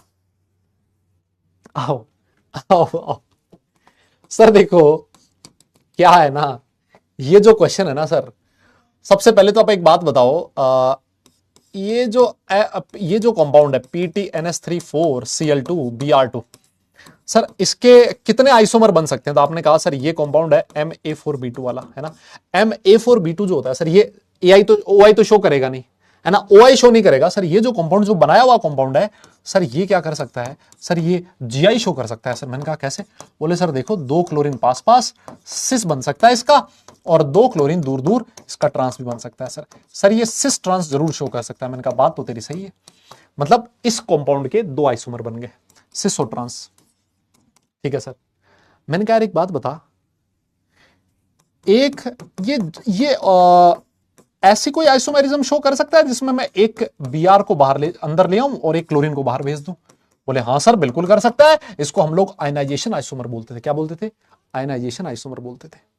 अरे तो भाई साहब, अगर ये आयनाइजेशन आइसोमर आप बनाओगे इसका, तो इसकी भी तो सिस और ट्रांस बन सकती है, क्यों नहीं बन सकती सर? बिल्कुल बन सकती है। देखो यहां Cl Br पास पास और Cl और Br दूर दूर, ये लो सर, Cl और Br के कंपैरिजन में के रेस्पेक्ट में ये सिस और ये ट्रांस, तो सर इसका भी सिस ट्रांस बन सकता है, 2 बन सकता है। अरे तो मैंने कहा ऐसा भी तो हो सकता है ना, फिर तो एक काम कर ले, इस Br को अंदर भेज दे दोनों को। हाँ सर बिल्कुल भेज दिया। अरे तो 2 क्लोरीन बाहर चले जाएंगे। अरे सर ये तो यही केस हो गया। बिल्कुल हो गया सर, तो 2 इसके भी बन जाएंगे, जहां Cl लिखा है वहां Br लिख दो। और बेटा जी, जिस जिस स्कूल में मैं पढ़ा हूं उसमें 2 + 2 + 2 मिलके 6 होता है। मुझे नहीं पता तुम कौन से स्कूल में पढ़े हो, कहां से आया, बोलिए। कोई बोल ही नहीं रहा भाई। अरे यहां ये चीख चीख के कह रहा था total number of possible isomers, और मैं तुम्हें यही कह रहा था बार बार, सब कुछ गिनना है, सारा गिनना है, बार बार में। OI तो शो करेगा नहीं, इसमें से कोई भी OI नहीं शो करेगा क्योंकि सब में PO सारा, है ना।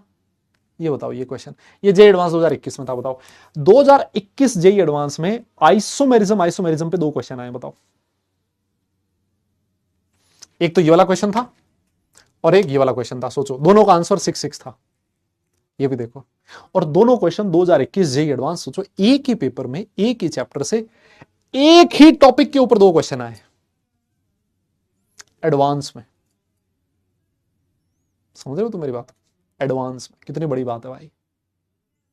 और इस पे पक्का इस टॉपिक से, इस चैप्टर से उस साल 3 से 4 क्वेश्चन आए होंगे, पक्का आए होंगे, है ना? पक्का 3 से 4 क्वेश्चन आए होंगे एक ही चैप्टर से। सोचो एक कोऑर्डिनेशन कंपाउंड। और ये क्वेश्चन ऐसे हैं जो जिसको समझ में आ जाए और जिसने ईमानदारी से पढ़ा वो मेरे हिसाब से 20-20 सेकंड, एक मिनट में तो पूरा दोनों क्वेश्चन कर देगा। 1 मिनट के दोनों क्वेश्चन है। यस, समझ गए? ठीक है सर, ठीक है सर, ठीक है सर, बहुत बढ़िया सर। आ जाइए अब इंपॉर्टेंस एंड एप्लीकेशंस। अरे सर ये क्या लिख के लाए हो? मैंने कहा यार बेटा ये एनसीईआरटी की लाइंस हैं सीधी सीधी जो मैं लिख के लाया हूं, है ना? अगर तुझे लगता है ये लिखना है तो यहां से लिख ले। अगर तुझे लगता है कि नहीं मैं यहां से नहीं लिखूंगा, मैं तो एनसीईआरटी से पढ़ लूंगा इसको, मैंने कहा तू पढ़ ले, तेरी श्रद्धा है, तेरी मर्जी है। लेकिन मेरा तो काम था कि मैं तुझे लिखवा दूं, क्योंकि ये इंपॉर्टेंस एंड एप्लीकेशंस तेरे स्कूल एग्जाम्स में भी पूछी जा सकती हैं, यस बोर्ड में भी पूछी जा सकती हैं, और साथ साथ जेईई भी इस पे क्वेश्चन पूछ सकता है मेंस के अंदर। यस, समझ में आई मेरी बात? लिखने का मैंने बता दिया। आप चाहो यहां से लिखना है लिख लो, आपको लगे एनसीईआरटी से लिखना है लिख लो, कोई दिक्कत नहीं है ना? It's your choice. बाद में लिखना है बाद में लिख लो। मैं समझा सब कुछ देता हूं कि ये क्या है, कैसे कैसे आया है। ठीक है? हाँ जी, आइए। हाँ हाँ बेटा, इस पे क्वेश्चन पूछा जा सकता है। सबसे पहली चीज, सबसे पहला पॉइंट इसने लिखा है कि साहब जो हार्डनेस होती है वाटर की is estimated by simple titration with EDTA2-। याद है? आप याद करो वो दिन। कौन से दिन सर? मत याद करवाओ सर, पता नहीं क्या क्या याद आ जाएगा, है ना? वो दिन याद करो जब तुम लोगों ने ना वो पढ़ा था हार्डनेस ऑफ वाटर रिमूव करने का तरीका। सिंपली, है ना, हार्डनेस ऑफ वाटर रिमूव करने का तरीका। और उसमें आप लोग EDTA2- के साथ रिएक्शन करवाते थे, Na2EDTA, है ना? तो मतलब ये एक तरीका है सीधा सीधा, है ना, जो आपको ध्यान में रखना है कि जो हार्डनेस ऑफ वाटर होती है वो एस्टिमेट की जाती है किसकी हेल्प से? Na2EDTA की माइनस Na2 ठीक है ना? ठीक है सर, बहुत बढ़िया, ये याद रह गया। कहता है कि कोऑर्डिनेशन कंपाउंड जो होते हैं वो बहुत सारे इंडस्ट्रियल जो प्रोसेस होते हैं उसमें कैटलिस्ट की तरह यूज होते हैं। आप लोगों ने हाइड्रोजिनेशन ऑफ एल्कीन, क्योंकि आप लोग ऑर्गेनिक केमिस्ट्री पढ़ के आए हो, हाइड्रोजिनेशन ऑफ एल्कीन आप लोगों ने पढ़ा है। विल्किंसन कैटलिस्ट जो होता है उसमें एक कैटलिस्ट की तरह यूज किया जा सकता है। यस, कैटलिस्ट की तरह यूज किया जा सकता है। और मैं ये कह रहा हूं कि जो मैं लिखवा रहा हूं सिर्फ यही नहीं कि भाई इतने ही यूज किए जा सकते हैं, नहीं, इसके अलावा भी और इनकी इंपॉर्टेंस हो सकती है। लेकिन ये वो चीजें हैं जो हमारे एनसीईआरटी में लिखी है, और जनरली ऐसे जो टॉपिक्स होते हैं उसमें क्वेश्चन सीधा हुआ एनसीईआरटी से ही पूछता है ना? Wilkinson catalyst, hydrogenation of alkene में इसको यूज किया जा सकता है। ठीक है,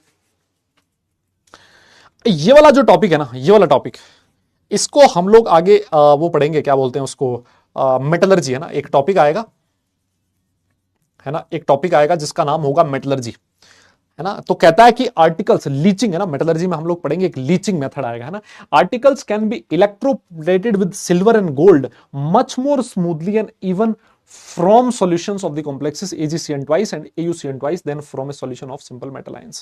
इलेक्ट्रोप्लेटिंग आप लोगों ने ऑर्गेनिक फिजिकल केमिस्ट्री में पढ़ी होगी, है ना? जब आप लोगों ने इलेक्ट्रोकेमिस्ट्री पढ़ा होगा, जब आप लोगों ने फेराडेज लॉ ऑफ इलेक्ट्रोलिसिस पढ़ा होगा, तो आपने इलेक्ट्रोप्लेटिंग वहां पर नाम सुना होगा। इलेक्ट्रोप्लेटिंग होता है, इलेक्ट्रोप्लेटिंग का मतलब होता है एक मेटल के ऊपर दूसरी मेटल की परत चढ़ाना, है ना?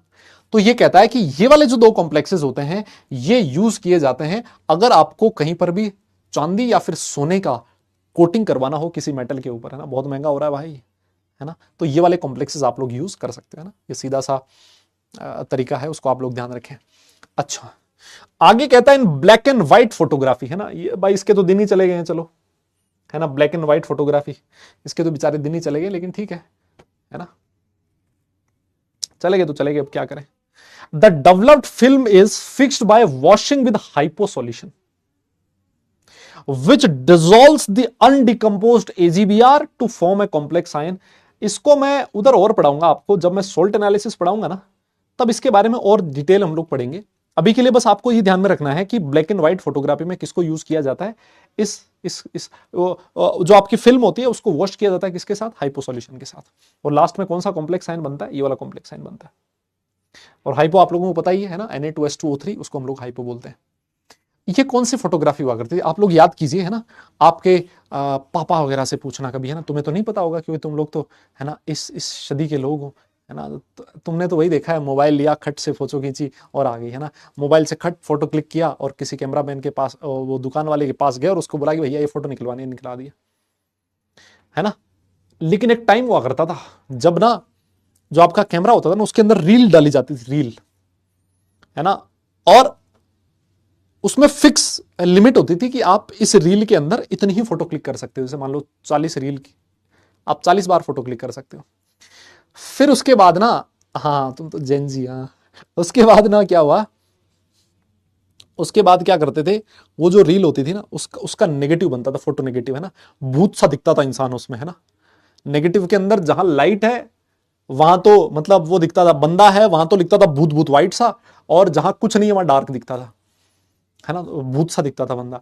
फिर उसको लेके जाते थे किसी दुकान वाले के पास, है ना, फिर वो जो दुकान वाला है उसको एक सॉल्यूशन में डिप करता था, आपको फोटो बना के देता था, है ना, और वो जो सॉल्यूशन हुआ करता था वो हाइपो सॉल्यूशन हुआ करता था। फिर उसकी फिल्म बनती थी, फिर उसको ऐसे पकड़ के वो ऐसे टांग देता था अलग अलग जगह ना, कपड़े सुखाते हैं ना वैसे वैसे, है ना, तो वो हाइपो सॉल्यूशन होता था, और जो कंपाउंड है लास्ट में ये वाला बनाता था, है ना। हाँ तो वो मतलब वो चीजें थी भाई, अब ठीक है, ये है उस टाइम का, तो एक बार रख लो, ध्यान रख लो कि ऐसा होता था। आ जाओ जी।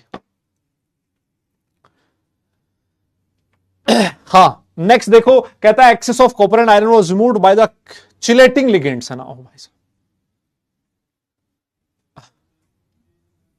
भाई ये कहां काम में आती है ना, मुझे भी नहीं पता, मैं सही बताऊं तो। ठीक है, ये कौन सी दवाइयों के नाम लिखे हैं ऐसे गंदे गंदे से, है ना, तो मतलब जो लिखा है उसको ध्यान रख लो, है ना। पेनिसिलेमाइन, ये डी पेनिसिलेमाइन, ठीक है, मतलब ये ध्यान रख लो कि भाई कॉपर और आयरन जो होता है उसको हटाया जाता है इनकी हेल्प से, सिलेटिंग लिगेंड्स की हेल्प से, है ना। बस इसमें और कुछ नहीं ध्यान रखना है ना, और ना ही तुमसे पूछेगा, मैं बता रहा हूं, है ना, ये पता नहीं कौन कौन से नाम दे दिए इसने। देखो आगे एक चीज और ध्यान रखो, ये वाला जो पॉइंट है ना ये थोड़ा सा इंपॉर्टेंट है, क्या कहता है कि EDTA is used in the treatment of lead poisoning, है ना। लेड पॉइजनिंग देखो, लेड जो होता है ना, लेड वो पॉइजनस होता है आपकी बॉडी में अगर एक पर्टिकुलर क्वांटिटी से ज्यादा हो जाए तो, है ना, अगर एक पर्टिकुलर क्वांटिटी से ज्यादा हो जाए तो आपका जो लेड है वो आपकी बॉडी में एक पॉइजन की तरह काम कर सकता है, तो उसको कम करने के लिए फिर हम लोग यूज करते हैं क्या, ईडीटी, है ना, हम लोगों ने पढ़ाई है।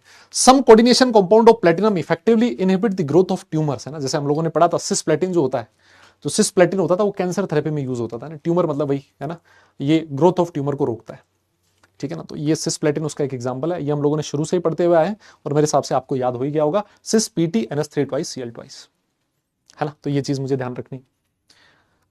एक और बड़ा इंपॉर्टेंट पॉइंट है ये वाला, the pigment responsible for photosynthesis chlorophyll is a coordination compound of magnesium, है ना। ये तो मेरे हिसाब से तुम लोगों ने छोटी क्लास में भी पढ़ रखा होगा, 9-10 में भी, है ना, जब आप लोगों ने बायो पढ़ा होगा तो उसमें ये पढ़ाया जाता था कि फोटोसिंथेसिस के लिए यूज होता है क्लोरोफिल, है ना, तो उसके उसके अंदर जो कंपाउंड होता है क्लोरोफिल जो होता है वो एक कोऑर्डिनेशन कंपाउंड होता है किसका, मैग्नीशियम का, है ना। आपको क्लोरोफिल का फॉर्मूला नहीं याद रखना होता, है ना, क्लोरोफिल का फॉर्मूला नहीं याद रखना होता, आपको सिर्फ याद ये ध्यान रखना है कि वो सेंट्रल मेटल, उसमें मेटल कौन सा होता है, आप बोलोगे सर उसमें मेटल कौन सा होता है, मैग्नीशियम होता है ना, मैग्नीशियम जो होता है उसका एक कोऑर्डिनेशन कंपाउंड होता है, ठीक है। यस, हाँ मतलब ये छोटी सी चीज ध्यान रखनी है इसमें। अच्छा, हीमोग्लोबिन के बारे में तो मेरे हिसाब से आप लोग जानते ही हो, है ना, हीमोग्लोबिन के बारे में आप लोग जानते हो कि हीमोग्लोबिन जो होता है वो रेड पिगमेंट ऑफ ब्लड है, आपकी ब्लड का रेड पिगमेंट होता है ये, which acts as oxygen carrier, is a coordination compound किसका, आयरन का। ये किसका कोऑर्डिनेशन कंपाउंड होता है बेटा, आयरन का। ये जो दो पॉइंट आपने लिखे ना, हीमोग्लोबिन वाला और जो नीचे क्लोरोफिल वाला, ध्यान रखना है, हीमोग्लोबिन जो होता है उसमें आयरन होता है, वो आयरन का कोऑर्डिनेशन कंपाउंड होता है, और जो उधर आपने लिखा था क्लोरोफिल वाला वो किसका था, मैग्नीशियम का, ना। ये वाले क्वेश्चन है जो पूछे जा सकते हैं क्योंकि आपने छोटी क्लासेस में भी बार बार बहुत बार आप लोगों ने पढ़ रखे होते हैं। यस, अरे पढ़ लो बे तुम लोग, कहां कौन सी लाइन में आ गए हो बे। विटामिन B12 साइक्लोकोबालामाइन, देखो अगर किसी की बॉडी में भी विटामिन B12 की कमी होती है ना, है ना, तो उसको इंजेक्शन लगते हैं इसके, साइनोकोबालामाइन के, है ना, जिससे कि उसकी बॉडी के अंदर वो बढ़ जाती है, मतलब विटामिन B12 जो होता है ना वो बढ़ जाता है। The anti pernicious anaemia factor is a coordination compound of cobalt. देखो नाम से ही पता लग रहा है, साइनोकोबालामाइन उसमें क्या होता है, कोबाल्ट होता है। अब ये जो विटामिन B12 है ना, इसकी कमी बहुत खतरनाक हो सकती है आपकी बॉडी के लिए। विटामिन B12 जो है, इसकी कमी आपके लिए बहुत खतरनाक हो सकती है।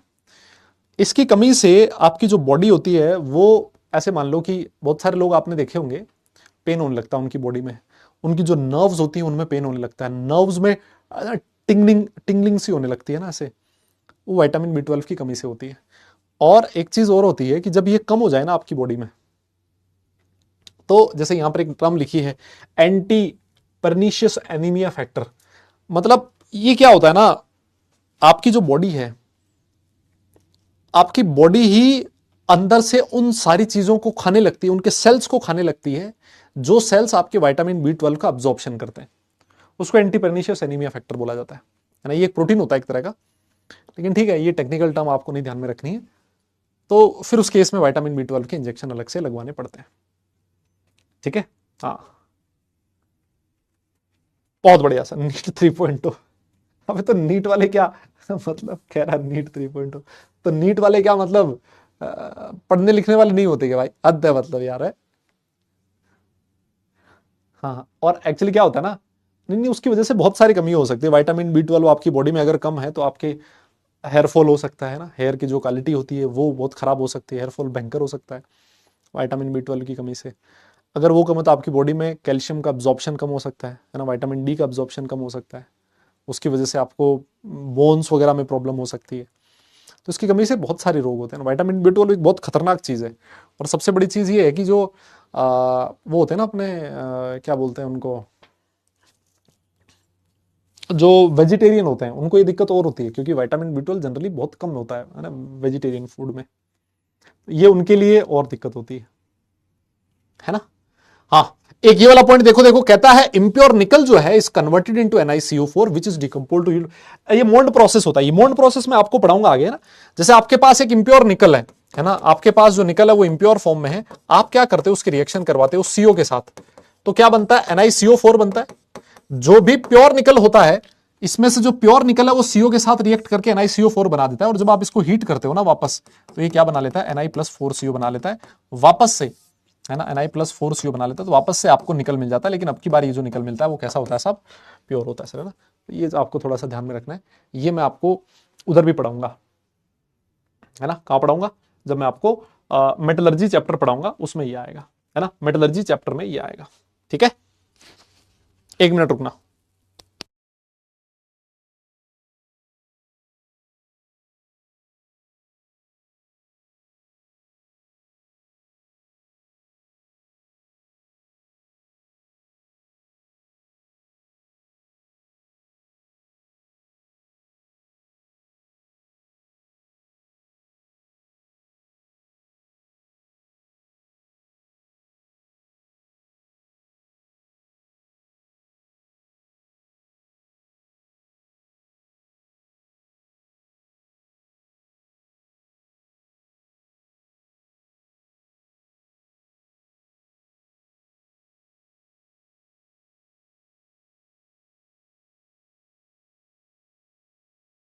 हाँ जी, और ये तो तुमने पढ़ ही लिया होगा उधर, ये वाला पॉइंट बायोमोलिक्यूल। अरे बायोमोलिक्यूल हो गया क्या तुम्हारा? हाँ, बायोमोलिक्यूल हो गया क्या भाई लोग, बायोमोलिक्यूल हो गया क्या? तो ये तुमने ऐसे गंदे गंदे से नाम उधर ही पढ़े होंगे, कार्बोक्सी पेंटाडाइज, है ना, पढ़े होंगे ना ऐसे, नहीं क्या, पेंटोस शुगर, और उसमें पढ़े थे ना RNA DNA, है ना। हाँ, तो ठीक है, ये इसमें तो कोई बहुत इंपॉर्टेंट पॉइंट मुझे नहीं लग रहा, क्योंकि इसमें लिखा हुआ भी नहीं है कि कौन से मेटल आयंस यूज होते हैं। तो जैसे जो काम की चीज़ है ना, देखो, एक तो ये है कि भाई जो आपका इम्प्योर निकल होता है उसको कन्वर्ट किया जाता है NiCO4 में, जो कि एक कॉम्प्लेक्स कंपाउंड होता है ना। ये वाला पॉइंट ध्यान में रखना है। दूसरा वाला जो इंपॉर्टेंट पॉइंट था आपका, वो ये वाला था कि आयरन के अंदर जो है वो क्या होता है सर, वो सॉरी, हीमोग्लोबिन के अंदर आयरन होता है ना, ये आयरन का कॉम्प्लेक्स कंपाउंड होता है। और ये जो साइक्लोकोबालामाइन होता है वो कोबाल्ट का होता है। एक ये ध्यान में रखना था कि ये जो आपका क्लोरोफिल है मैग्नीशियम का होता है ना। और बाकी ठीक है, अब जितने याद रख पाओ यार उसमें से याद रख लेना। अब मैं इसमें ज़्यादा अंदर तक नहीं घुसूंगा, है ना, ज़्यादा अंदर की बात नहीं करूंगा, जो है वो है ना, उसको ध्यान रख लो बस। आ जाओ फिर, कुछ क्वेश्चंस और कर लें क्या, जो आपको पहले भी दिए थे शायद होमवर्क में, देखें क्या वो वाले क्वेश्चंस। आओ फिर एक क्वेश्चन करते हैं। हाँ जी आओ अब क्वेश्चन करते हैं। मेरी तरफ से ये चैप्टर खत्म हो चुका है भाई। हाँ मेरी तरफ से जो चैप्टर है वो फिनिश हो चुका है, ठीक है। हाँ मेरी तरफ से ये चैप्टर खत्म हो चुका है। हम लोग अब कुछ क्वेश्चंस की प्रैक्टिस और कर लेते हैं और फिर उसके बाद चलेंगे आगे, है ना। सर आगे कहाँ चलेंगे मतलब कहीं आगे नहीं चलेंगे, चैप्टर खत्म हो जाएगा तो फिर घर चलो तुम भी, है ना। और छुट्टी नहीं भाई, थप्पड़ मारो, छुट्टी कह रहा छुट्टी। आओ ये वाला क्वेश्चन करो बेटा। CONS3 4 NO2 whole twice Cl, ये कौन सी आइसोमेरिज्म एग्जिबिट कर सकता है ना। ये कौन सी आइसोमेरिज्म एग्जिबिट करेगा। हाँ क्वेश्चन आपके सामने, फटाफट करो ये वाला क्वेश्चन। देखो देखे तब तक मैं क्या पता कोई डाउट देख लूं आपका। कीप हेयर लॉस क्या कह रहे हो भाई। हाउ टू चेक B12, बेटा B12 तो उससे होता है, मतलब इंजेक्शन से खून निकलवाना और खून की टेस्टिंग है ना, B12 का टेस्ट होता है अलग से, है ना। सर टेट्राहेड्रल और ट्राइगोनल प्लेनर कैसे पता लगेगा। अरे टेट्राहेड्रल में तो कोऑर्डिनेशन नंबर 4 होता है, ट्राइगोनल प्लेनर में कोऑर्डिनेशन नंबर 3 होता है। अरे भाई साहब 3 और 4 में तो पता लग जाता है यार, कैसी बात कर रहे हो, ये तो क्वेश्चन मत पूछो। H2O2 एंड F2O2, अच्छा हाँ बेटा ज्ञानी बन रहा है। नोबडी इज वेज, अच्छा हेयर फॉल की विटामिन या मिनरल्स की कमी का कारण होता है, हाँ बिल्कुल होता है। बट इस साइड से मतलब सर गड़बड़ हो गया है, क्या कहना चाह रहे हो। जिगलर नाटा कैटलिस्ट क्या होता है, मॉड्यूल में था टॉपिक। जिगलर नाटा कैटलिस्ट बेटा वहां यूज करते हो तुम लोग पॉलीथीन जो होता है ना उसके पॉलीमराइजेशन में ना, इथेन के पॉलीमराइजेशन में जिगलर नाटा कैटलिस्ट यूज होता है ना, उधर करवा दूंगा मैं, डी ब्लॉक एलिमेंट में करवा दूंगा। वैसे ही ऑर्गेनिक केमिस्ट्री का टॉपिक है, ऑर्गेनिक केमिस्ट्री में आप लोग पॉलीमर चैप्टर पढ़ते हो उसमें आता है। हाँ इस क्वेश्चन का मैं आपको पोल देता हूं सबसे पहले तो। इस क्वेश्चन का पोल आपकी स्क्रीन पर 30 सेकंड का पोल मैंने दे दिया है, सब आपकी स्क्रीन पर ये रहा। हाँ जी आपकी स्क्रीन पर ये रहा सर। यस इस क्वेश्चन का पोल आपकी स्क्रीन पर है बेटा।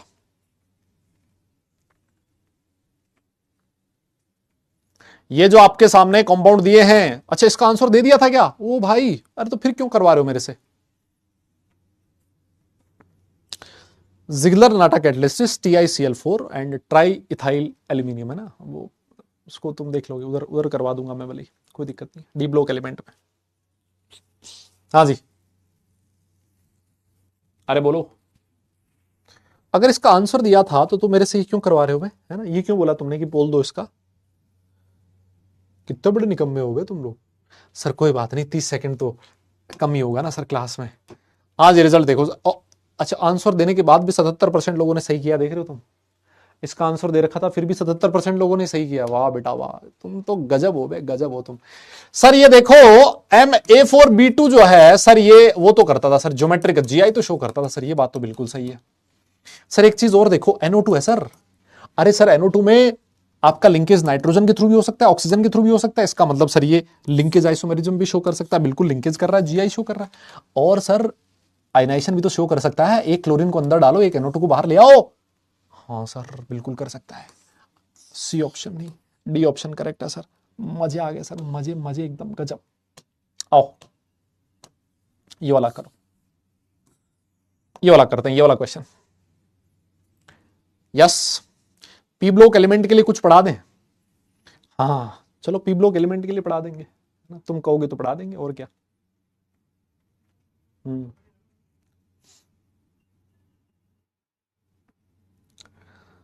अच्छा तो ये ना करवाओ फिर, तुम ये कह रहे हो क्वेश्चंस ना करवाऊं फिर मैं, हैं। नहीं नहीं तुम बताओ भाई, क्वेश्चंस ना करवाएंगे फिर तुम्हें, ये ना करवाऊं फिर मैं तुम्हें क्वेश्चन, ये बताओ, ये ना करवाएं फिर।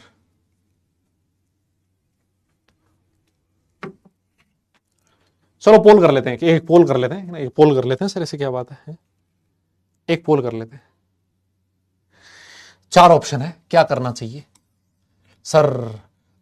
थोड़ा बहुत रिवीजन करवा दो, इनऑर्गेनिक का रिवीजन करवा दो सर, है ना। ये नट पेर इफेक्ट और ये फलाना ढिमका छोटी छोटी चीजें सर ये करवा दो। मैंने कहा ठीक है। बी ऑप्शन सर ये क्वेश्चंस करवा दो सर।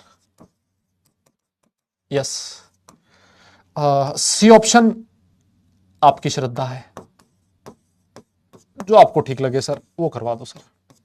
ठीक है, डी ऑप्शन कुछ ना करवाओ सर, कुछ मत करवाओ, नन ऑफ दिस, छुट्टी दे दो सर, नन ऑफ दिस, छुट्टी दे दो सर। 4 ऑप्शन का पोल आपकी स्क्रीन पर, ऑप्शन अच्छे से देख लेना भाई, पोल आपकी स्क्रीन पर ये रहा, आ जाओ, पोल आपकी स्क्रीन पर है, ये रहा।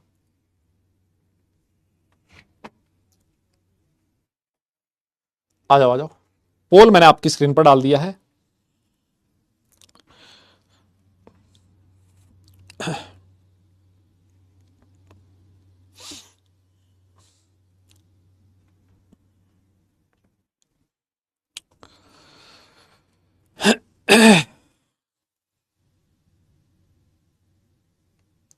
हाँ जी, अरे तो इसमें इसमें लिख दो ना, वहां लिखने से क्या फायदा होगा, मुझे नहीं समझ में आ रहा है, वहां लिखने से क्या फायदा होगा बेटा।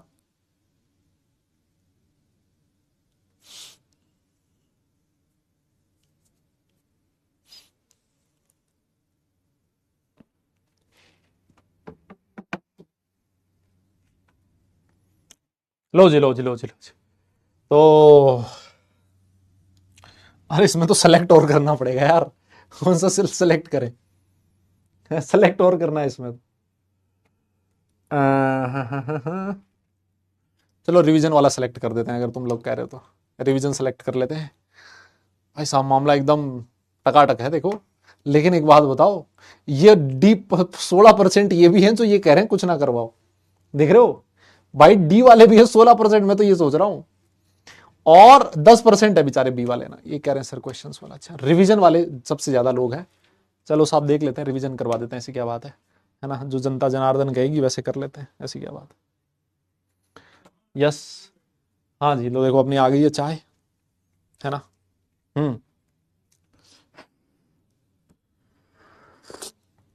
चाय की चुस्की के साथ रिवीजन, है ना, आ जाओ फिर। डी ब्लॉक नहीं भाई, पी ब्लॉक, पी ब्लॉक का कुछ कुछ पार्ट है जो मेरे काम में आएगा, है ना, पी ब्लॉक का कुछ कुछ पार्ट है जो मेरे काम में आएगा, तो वो मैं रिवीजन करवा रहा हूं। और रिवीजन में सबसे पहले में जो मेरे काम में आएगी ना चीज, वो है इनर्ट पेयर इफेक्ट, है ना। सबसे पहले जो मेरे काम में आएगी एक चीज जो मैं आपको करवाना चाहता हूं, वो है inert pair effect. Yes, inert pair effect मेरे बहुत काम में आएगा, तो इसको मुझे करवाना है ना, इसको मुझे करवाना है। आ जाओ बताओ जरा इनर्ट पेयर इफेक्ट क्या होता है, क्योंकि तुम लोगों ने पढ़ रखा है सब कुछ।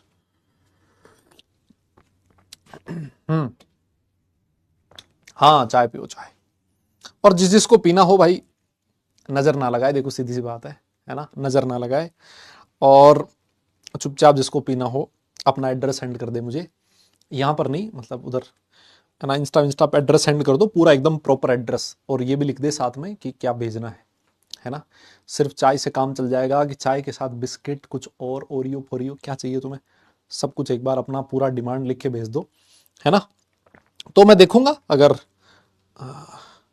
हो जाएगा तो मतलब भिजवा देंगे आपको, है ना, ठीक है।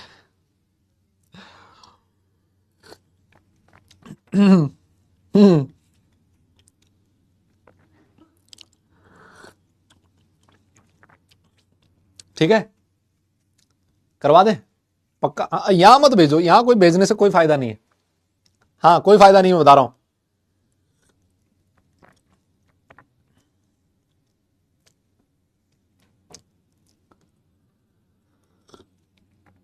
अच्छा, poor shielding of D and F electrons को हम लोग इनर्ट पेयर इफेक्ट कहते हैं, ऐसा,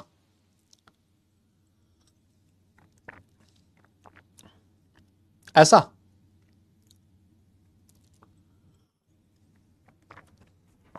आओ देखो समझो, है ना, आओ देखो, मैं एक एग्जांपल लेता हूं ग्रुप 13 एलिमेंट्स का, ग्रुप 13 एलिमेंट का एग्जांपल लेके मैं आपको समझाने की कोशिश करता हूं।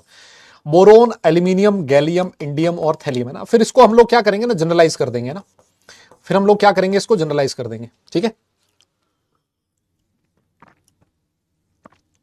यस,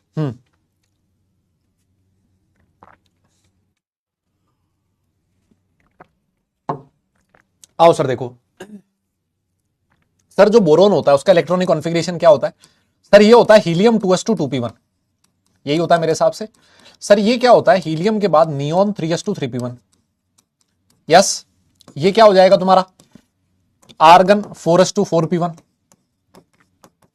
मतलब ये चलता रहेगा भाई, ये 5s2 5p1 हो गया, मैं ऐसे लिख दूं, और ये क्या हो जाएगा बेटा 6s2 6p1 हो जाएगा, ऐसे मैं कह सकता हूं। देखिए एक चीज आप समझिए, एक चीज आप समझिए, हाँ एक चीज आप समझिए, इनका जो जनरल इलेक्ट्रॉनिक कॉन्फ़िगरेशन होता है वो हम लोगों ने लिखा था sir, general electronic configuration is noble gas NH2NP1। और अगर NH2NP1 है, एक बार चीज सोचिए आप, है ना, एक चीज सोचिए कि अगर इनकी आउटर मोस्ट शेल में जितने भी इलेक्ट्रॉन है, अगर ये सारे के सारे इलेक्ट्रॉन बॉन्ड फॉर्मेशन में काम में लें, तो इनकी जो ऑक्सीडेशन स्टेट हो सकती है +3 हो सकती है। लेकिन अलग अगर मान लो ये जो NS वाले इलेक्ट्रॉन है ये कह देंगे भाई हम तो बॉन्ड फॉर्मेशन में पार्टिसिपेट नहीं करेंगे। बेटा ये सब कुछ लिखा हुआ है आपका, है ना, ये सब कुछ लिखा हुआ है, तो इसको आप एक बार समझ लो, है ना, समझ लो, कुछ चीजें हैं जो तुम्हारे काम में आएगी कल जब हम लोग पी ब्लॉक एलिमेंट स्टार्ट करेंगे, तो इसको लिखने की जरूरत नहीं, ये तो सब कुछ तुमने अपनी कॉपी में लिखा हुआ होगा, है ना। और कम से कम अगर जो 11th में मेरे से पढ़े हैं उनको तो बिल्कुल मुझे पता है कहां पर क्या लिखा हुआ है, inert pair effect, chemical bonding, last lecture जाके देख लेना, उसमें मैंने लिखवा रखा है ना, तो उनका तो मुझे पता है कहां क्या लिखा हुआ है। बाकी लोगों का भी आई एम प्रीटी श्योर कि सबने ये कर रखा होगा, है ना। अब अगर मान लीजिए ये जो NS के इलेक्ट्रॉन्स हैं ये बॉन्ड फॉर्मेशन में बॉन्ड फॉर्मेशन में पार्टिसिपेट करने से मना कर दें, तो क्या होगा, तो सर होगा कुछ ऐसा कि सिर्फ NP वाला एक इलेक्ट्रॉन बॉन्ड फॉर्मेशन में पार्टिसिपेट करेगा और उस केस में उसकी जो ऑक्सीडेशन स्टेट होगी वो +2 होगी। तो सर यहां पर इसको मैं हायर ऑक्सीडेशन स्टेट बोल सकता हूं, यस हायर ऑक्सीडेशन स्टेट बोल सकता हूं, और सर मैं इसको क्या कह सकता हूं, लोअर ऑक्सीडेशन नंबर कह सकता हूं, ऑक्सीडेशन स्टेट में कह सकता हूं। इनर्ट पेयर इफेक्ट क्या कहता है, इनर्ट पेयर इफेक्ट ये कहता है कि डाउन द ग्रुप जाने पर हायर ऑक्सीडेशन स्टेट शो करने की टेंडेंसी धीरे धीरे कम होने लगती है, और लोअर ऑक्सीडेशन स्टेट की जो स्टेबिलिटी है वो डाउन द ग्रुप जाने पर इंक्रीज करने लगती है। डाउन द ग्रुप जाने पर लोअर ऑक्सीडेशन स्टेट शो करने की टेंडेंसी बढ़ती जाती है ना, वो चाहते हैं कि वो लोअर ऑक्सीडेशन स्टेट शो करे, और हायर वाली स्टेबिलिटी कम होने लगती है। इसका मतलब यह है कि अगर आपकी लोअर ऑक्सीडेशन स्टेट की स्टेबिलिटी बढ़ रही है, इसका मतलब डाउन द ग्रुप जाने पर ये जो NS के इलेक्ट्रॉन्स हैं इनका बॉन्ड फॉर्मेशन में पार्टिसिपेशन धीरे धीरे कम होने लगता है। क्या मैं ऐसे कह सकता हूं, डाउन द ग्रुप जाने पर ये जो NS इलेक्ट्रॉन्स हैं इनका बॉन्ड फॉर्मेशन में पार्टिसिपेशन धीरे धीरे कम होने लगता है।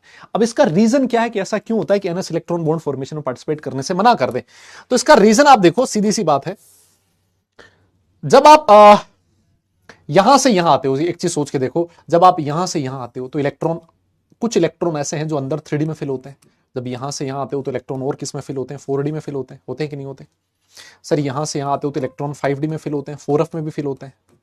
मतलब जब आप जैसे जैसे डाउन द ग्रुप जा रहे हो, है ना, जब जैसे जैसे आप डाउन द ग्रुप जा रहे हो वैसे वैसे अंदर वाली साइड इनर शेल में D एंड F इलेक्ट्रॉन्स बढ़ते जा रहे हैं, और जब अंदर वाले इलेक्ट्रॉन्स अगर इनर शेल में D एंड F इलेक्ट्रॉन्स बढ़ते जा रहे हैं, तो हम लोगों ने एक चीज पढ़ी थी कि जो शील्डिंग इफेक्ट होता है ना, आप लोगों ने पढ़ा है शील्डिंग इफेक्ट का ऑर्डर, कोई बोल ही नहीं रहा है।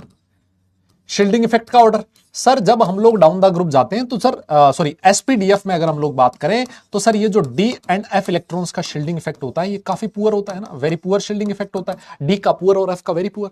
तो डाउन द ग्रुप जाने पर सर मैं ऐसे कह सकता हूं क्योंकि अंदर वाले D एंड F इलेक्ट्रॉन्स बढ़ते जा रहे हैं, इस वजह से अंदर वाले इलेक्ट्रॉन जो हैं वो बाहर वालों को रिपेल करने से मना कर दे रहे हैं। शील्डिंग इफेक्ट डिक्रीज करता है, D एंड F इलेक्ट्रॉन्स का शील्डिंग इफेक्ट बहुत कम होता है। अब सोचो अगर अंदर वाले इलेक्ट्रॉन ये बोले कि हम बाहर वाले इलेक्ट्रॉन को रिपेल नहीं करेंगे, तो मुझे एक बात बताइए, ये जो बाहर वाले इलेक्ट्रॉन्स हैं इनके ऊपर न्यूक्लियस का अट्रैक्शन कम होगा कि बढ़ेगा? यस।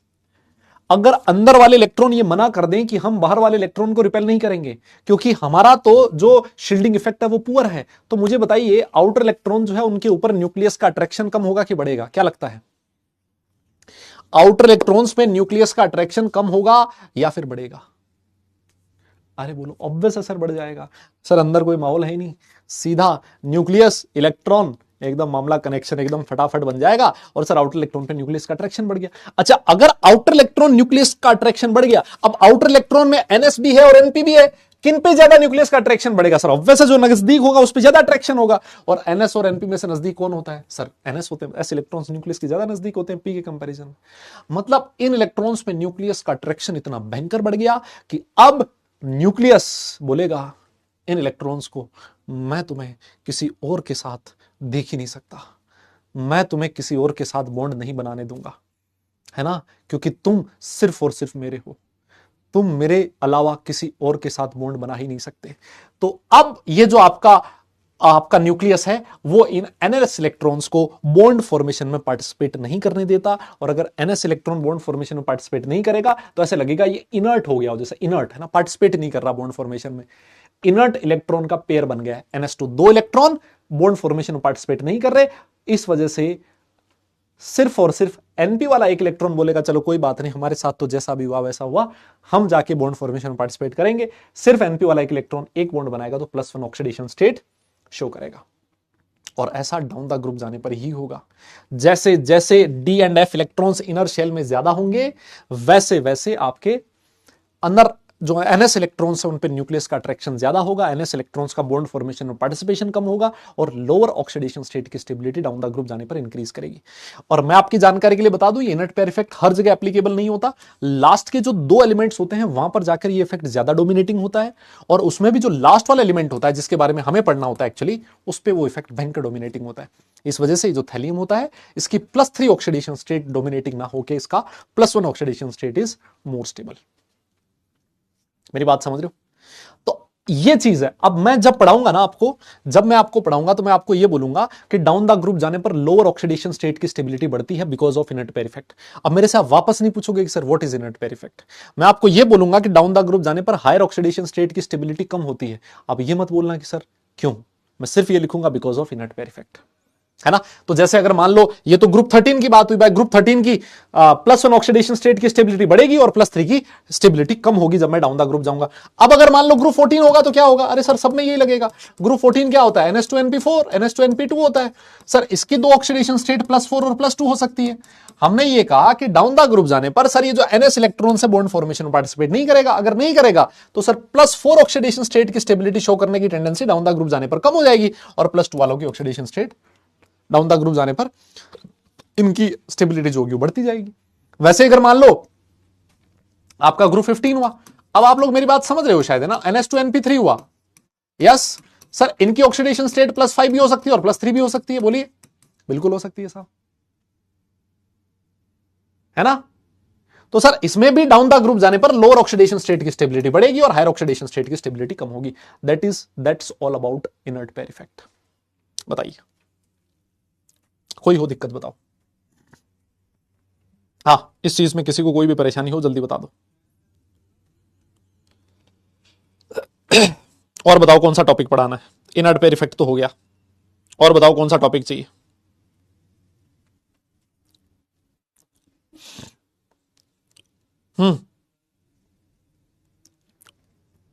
जल्दी जल्दी और बताओ। फजान रूल, चलो आओ फिर फजान रूल देख लो, आ जाओ। फजान रूल क्या होता है सर, फजान रूल करता क्या है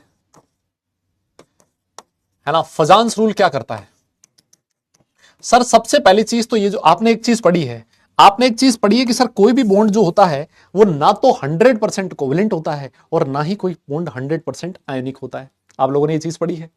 जब मैं कहता हूं कि एक बॉन्ड कोवेलेंट बॉन्ड है, इसका मतलब सर उसके अंदर कोवेलेंट कैरेक्टर ज्यादा है, उसके अंदर कुछ ना कुछ आयनिक कैरेक्टर भी रहा होगा।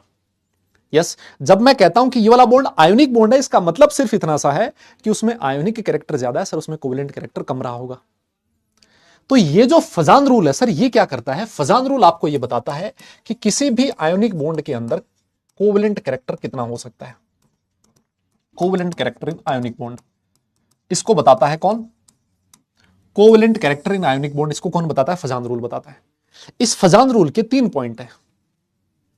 यस, इस फजान रूल के 3 पॉइंट है। सबसे पहला जो पॉइंट है वो ये कहता है, सबसे पहला जो ये पॉइंट कहता है, देखिए इसमें ना दो छोटी छोटी टर्म आती हैं। एक होता है कैटायन, है ना, और एक है एनायन। होता क्या है, ऐसा बोला जाता है, हम लोग ये सोचते हैं, है ना, हम लोग ये सोचते हैं कि जैसे मान लो अगर NaCl बना है ना, NaCl जो होगा एक आयनिक कंपाउंड है, तो सर उसमें 2 आयन है, Na+ और Cl-, तो लोगों को ये लगता है कि भाई Na+ इलेक्ट्रॉन डेंसिटी ऐसे रही होगी और Cl- की इलेक्ट्रॉन डेंसिटी ऐसे रही होगी, है ना। हमें ये लगता है कि Na+ और Cl- जब बना है तो उनका जो इलेक्ट्रॉन क्लाउड है वो सिमेट्रिक है ना, कि इलेक्ट्रॉन डेंसिटी एकदम मस्त सिमेट्रिक है। नहीं, ऐसा नहीं होता। एक्चुअली होता क्या है, जब ये बॉन्ड फॉर्म होता है, जब ये Cl- Na+ के नजदीक आता है, तो ये जो Na+ है ना, ये क्या करता है पता है, ये इसका जो इलेक्ट्रॉन क्लाउड है उसमें डिस्टॉर्शन ला देता है। ये क्या करता है Na+ क्या करेगा सर, Na+ इस Cl- के इलेक्ट्रॉन क्लाउड में डिस्टॉर्शन ला देगा। डिस्टॉर्शन लाने का मतलब समझते हो, इसके इलेक्ट्रॉन क्लाउड को सिमेट्रिक नहीं रहने देगा। तो सर क्या करेगा, इसके जो आउटर मोस्ट इलेक्ट्रॉन है सर वो उनको अपनी तरफ खींचने की कोशिश करेगा, है ना। इसके जो आउटर मोस्ट इलेक्ट्रॉन है उनको अपनी तरफ खींचने की कोशिश करेगा। अगर आउटर मोस्ट इलेक्ट्रॉन इसकी तरफ खींच जाएंगे, है ना, आउटर मोस्ट इलेक्ट्रॉन अगर इसकी तरफ खींच जाएंगे, एक बार चीज आप सोच के देखो, तो जो इलेक्ट्रॉन्स हैं, मैक्सिमम इलेक्ट्रॉन जो डेंसिटी है वो किसकी तरफ आ जाएगी, Na+ की तरफ आ जाएगी, और दूसरी साइड जो इलेक्ट्रॉन डेंसिटी होगी वो काफी कम रह जाएगी। मतलब आप ये बोलोगे कि Na+ ने इस Cl- के इलेक्ट्रॉन क्लाउड में डिस्टॉर्शन कर दिया। Na+ का, एक केटायन का किसी भी एनायन के इलेक्ट्रॉन क्लाउड में डिस्टॉर्शन करने की जो टेंडेंसी होती है that is known as polarising power. क्या बोला जाता है उसको, हमें जॉन टेलर डिस्टॉर्शन नहीं, उसको बोला जाता है पोलराइजिंग पावर। मैं ये कहूंगा कि केटायन जो है उसकी पोलराइजिंग पावर जितनी ज्यादा है, इसका इलेक्ट्रॉन क्लाउड उतना ही ज्यादा डिस्टॉर्ट होगा।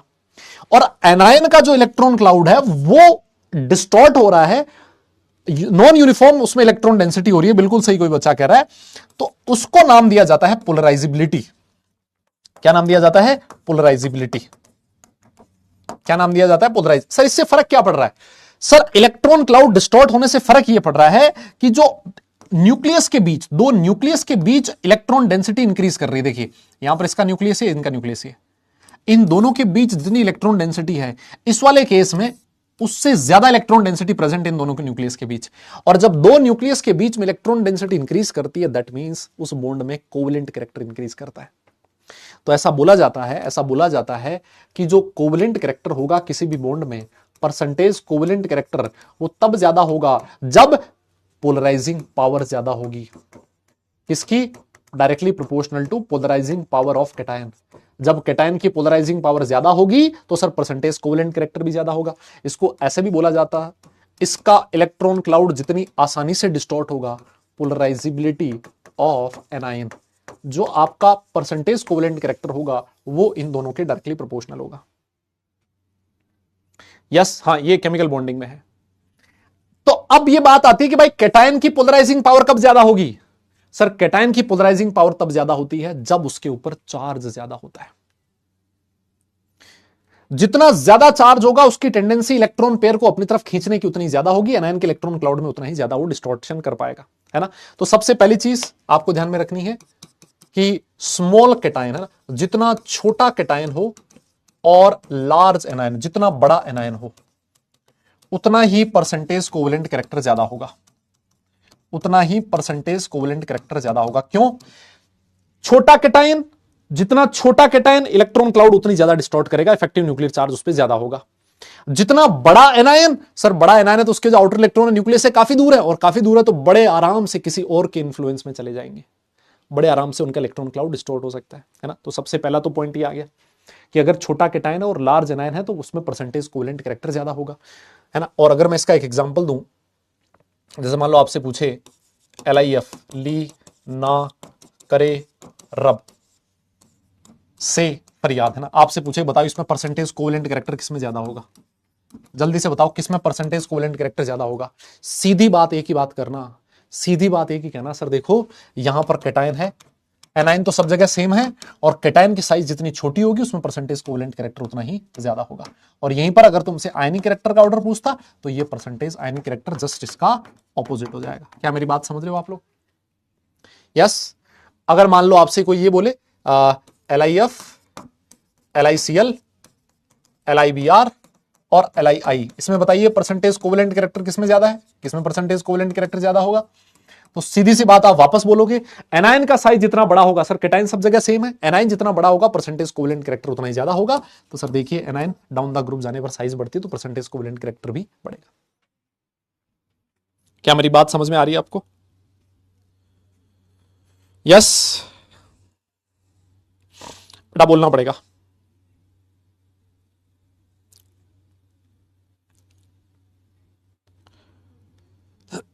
ठीक है सर, ये तो पहला पॉइंट हो गया। दूसरा पॉइंट क्या कहता है, higher the charge, higher the charge, higher the charge of ions, higher the charge of ions, higher is the percentage covalent character in covalent bond. Ions पे चार्ज जितना ज्यादा होगा सर, उसमें परसेंटेज कोवेलेंट कैरेक्टर उतना ही ज्यादा होगा।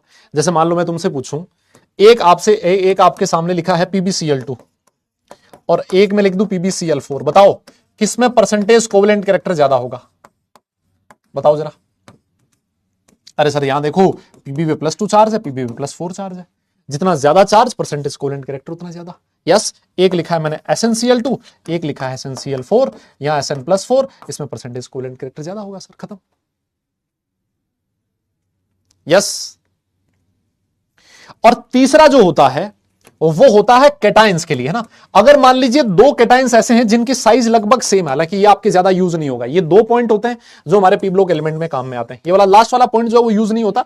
एक cation है जिसका इलेक्ट्रॉनिक कॉन्फिगरेशन है NH2NP6 नोबल गैस कॉन्फिगरेशन, और एक का configuration N-1D10 NS0 pseudo noble gas configuration. तो ये वाला जो कैटायन होता है सर, इसमें परसेंटेज कोवेलेंट कैरेक्टर ज्यादा होता है इसके कंपैरिजन में, है ना। ये जनरली डी ब्लॉक के लिए आता है, ये पी ब्लॉक के लिए, तो डी ब्लॉक वालों में कह रहा है कोवेलेंट कैरेक्टर ज्यादा, है ना। तो ठीक है, ये वाला जो पॉइंट है ये हमारे इतना यूज नहीं होता, लेकिन मैं आपको बताऊं ये जो चीज थी, है ना, उसको आपको थोड़ा सा ध्यान में रखना है, बाकी चीजों को, है ना। जो शुरू वाले दो पॉइंट है बेटा, ये जो शुरू वाले दो पॉइंट है महाराज, ये आपके ज्यादा काम में आएंगे। यस, डन है।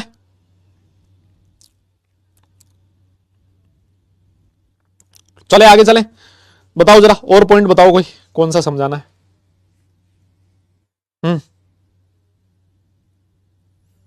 हाँ जी, और कौन सा समझाना है, और क्या समझाना है, जल्दी बताओ। ये भी हो गया, और क्या काम में आएगा तुम्हारे। बाकी तो यार देखो प्रॉपर्टीज ज्यादा काम में आएंगी आपके, है ना। वो जो प्रॉपर्टीज है ना वो ज्यादा काम में आएंगी। कौन सी, ये आयनाइजेशन एनर्जी वाली, और इसमें जो एक्सेप्शंस हैं वो ज्यादा काम में आएंगे, है ना। डाउन द ग्रुप जाने पर ये अपना क्या बोलते हैं उसको, लेंथेनॉइड कॉन्ट्रैक्शन वगैरह है, ये थोड़ा सा ज्यादा काम में आएगा, एक्सेप्शंस ज्यादा काम में आते हैं, है ना। एक वो वाला पॉइंट है, याद है तुम्हें, एक वाला पॉइंट याद है आपको। अगर अच्छा एक बात बताओ, अगर मैं तुमसे पूछूं कार्बन कार्बन बॉन्ड लेंथ और सिलिकॉन सिलिकॉन बॉन्ड एनर्जी, है ना, हाँ बताओ बॉन्ड लेंथ, है ना, कहां पर बॉन्ड लेंथ ज्यादा है। बॉन्ड लेंथ का भी ऑर्डर बताइए और बॉन्ड एनर्जी का भी ऑर्डर बताइए इसमें। और फिर वहीं पर अगर मैं तुमसे पूछूंगा कार्बन के बाद नाइट्रोजन नाइट्रोजन और फॉस्फोरस फॉस्फोरस, है ना, इसमें बॉन्ड लेंथ का ऑर्डर बताइए और बॉन्ड एनर्जी का भी ऑर्डर बताइए।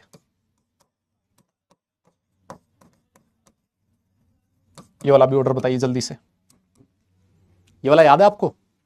सर यहां तो हम ये कहते हैं कि डाउन द ग्रुप जाने पर साइज बढ़ती है सर, साइज बढ़ेगी तो बॉन्ड लेंथ बढ़ेगी, और अगर बॉन्ड लेंथ बढ़ेगी तो सर बॉन्ड एनर्जी कम होगी, कोई दिक्कत नहीं है, ये वाला ऑर्डर आएगा। सर यहां पर भी डाउन द ग्रुप जाने पर सर साइज बढ़ती है, साइज बढ़ेगी तो सर बॉन्ड लेंथ बढ़ेगी, लेकिन बॉन्ड एनर्जी भी बढ़ती है। ओह भाई साहब कमाल हो गया सर, अरे सर कमाल हो गया, ये तो लफड़ा हो गया सर, ये क्या बात कर रहे हो। मतलब आप ये कहना चाहते हो कि फॉस्फोरस फॉस्फोरस सिंगल बॉन्ड जो है वो नाइट्रोजन नाइट्रोजन सिंगल बॉन्ड से मजबूत है। मैंने कहा मैं ये कहना चाहता हूं, क्या बात कर रहे हो सर। मतलब आप ये कहना चाहते हो कि ऑक्सीजन ऑक्सीजन सिंगल बॉन्ड जो है वो वीक है और सल्फर सल्फर सिंगल बॉन्ड ज्यादा स्ट्रॉन्ग है। मैंने कहा बिल्कुल है, मैं ये कहना चाहता हूं।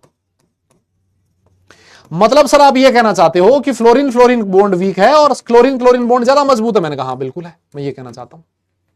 बोले सर लेकिन ये तो आपने मतलब गलत बात नहीं कह दी क्या, आप तो ये कहते हैं कि डाउन द ग्रुप जाने पर साइज बढ़ती है, साइज बढ़ती है, बॉन्ड लेंथ बढ़ती है, बॉन्ड लेंथ बढ़ती है तो बॉन्ड वीक होता है। सर ये कैसी बात कर रहे हो सर आप। अरे मैंने कहा मुन्ना सुन, हाँ सुन सुन, कान खोल के सुन, यहां नाइट्रोजन के पास है लोन पेयर और यहां फॉस्फोरस के पास भी है लोन पेयर। हाँ सर बिल्कुल है। अरे तो भैया अगर लोन पेयर है, ये नाइट्रोजन की साइज है स्मॉल, छोटी साइज है, तो ये जो दोनों लोन पेयर हैं बहुत नजदीक हैं एक दूसरे के। जब बहुत नजदीक होंगे तो भैया सिमिलर चार्जेस एक दूसरे को रिपेल करते हैं, सिमिलर चार्जेस के बीच में नजदीकी अच्छी बात नहीं है ना। ये रिपल्शन होगा और रिपल्शन की वजह से ये जो बॉन्ड है थोड़ा सा वीक हो जाएगा। वहीं पर यहां पर सिमिलर चार्जेस हैं सर, फॉस्फोरस की साइज बड़ी है सर, और अगर साइज बड़ी है चार्जेस, ये जो लोन पेयर हैं एक दूसरे से दूर दूर हैं, और अगर दूर दूर हैं तो इनके बीच आपस में रिपल्शन कम है, रिपल्शन कम है तो इसकी बॉन्ड लेंथ ज्यादा होते हुए भी ये बॉन्ड मजबूत है। मेरी बात समझो आप। यस, वैसे ही सेम रीजन यहां पर है सर, सल्फर के पास भी लोन पेयर, ऑक्सीजन के पास भी लोन पेयर, स्मॉल साइज, आपस में रिपल्शन ज्यादा होगा, और अगर रिपल्शन ज्यादा है तो सर बॉन्ड वीक हो जाएगा।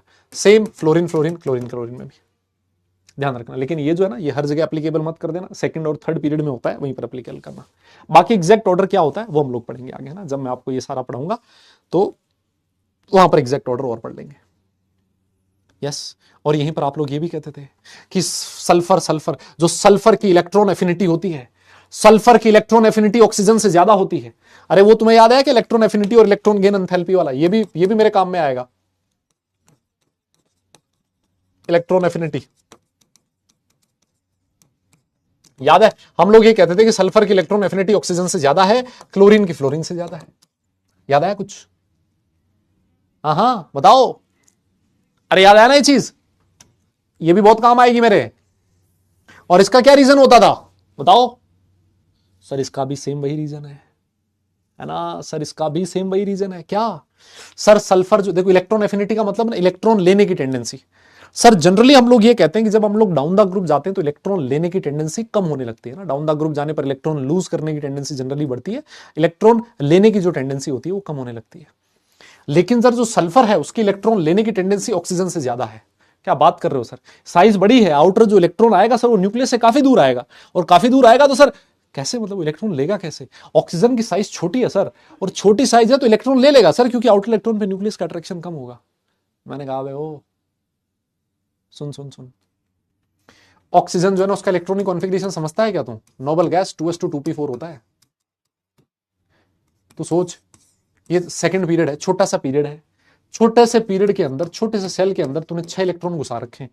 पहले से ही इलेक्ट्रॉन इलेक्ट्रॉन रिपल्शन बहुत ज्यादा है, और अगर तूने इसमें एक इलेक्ट्रॉन और ऐड करवा दिया तो इलेक्ट्रॉन इलेक्ट्रॉन रिपल्शन बढ़ जाएगा मेरे भाई, इलेक्ट्रॉन इलेक्ट्रॉन रिपल्शन बढ़ जाएगा, ऑक्सीजन में हाहाकार मच जाएगा। ऑक्सीजन को जैसे ही इलेक्ट्रॉन आता हुआ दिखता है वो कहता है वहीं रुक जाओ, मुझे नहीं चाहिए, मैं तुझे एक्सेप्ट नहीं कर सकता, क्योंकि अगर आ गया इलेक्ट्रॉन तो मेरा जो इलेक्ट्रॉन इलेक्ट्रॉन रिपल्शन है वो और ज्यादा बढ़ जाएगा, तो उसकी इलेक्ट्रॉन लेने की टेंडेंसी कम होती है।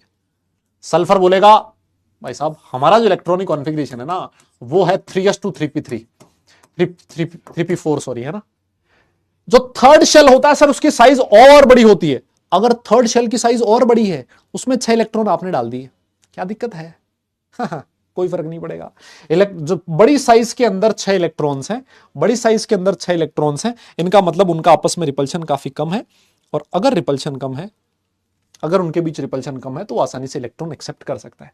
इस वजह से सल्फर का इलेक्ट्रॉन एक्सेप्ट करने का टेंडेंसी ऑक्सीजन से ज्यादा होती है, and because of the same reason chlorine का इलेक्ट्रॉन एक्सेप्ट करने का टेंडेंसी फ्लोरीन से ज्यादा है, क्लोरीन की इलेक्ट्रॉन एफिनिटी फ्लोरीन से ज्यादा होती है। आप लोगों ने यह भी पढ़ा है कि जो पूरी पीरियोडिक टेबल है, उस पूरी पीरियोडिक टेबल के अंदर जो क्लोरीन है, मजा आ गया, इसका नेगेटिव इलेक्ट्रॉन गेन एंथैल्पी सबसे ज्यादा होती है, या फिर इलेक्ट्रॉन एफिनिटी सबसे ज्यादा होती है ना।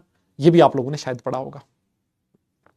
यस, और एक और चीज है जो मैं आप लोगों से चाहता हूं वो आप लोग कर लेना, लेंथोनेट कॉन्ट्रैक्शन, इसकी जरूरत पड़ेगी मुझे, है ना, लेंथोनेट कॉन्ट्रैक्शन। और जो सबसे इंपॉर्टेंट चीजें हैं ना, सबसे जो ज्यादा काम में आने वाली चीजें हैं वो यही है ना, साइज, एटॉमिक रेडियस का ऑर्डर, आयनाइजेशन एंथैल्पी का ऑर्डर, इलेक्ट्रॉन गेन एंथैल्पी का ऑर्डर, और इलेक्ट्रॉन नेगेटिविटी का ऑर्डर। ये वो चीजें हैं जो मेरे सबसे ज्यादा काम में आएंगी, है ना। और बाकी मैंने 2-3 चीजें हैं वो ये आपको बताई दी।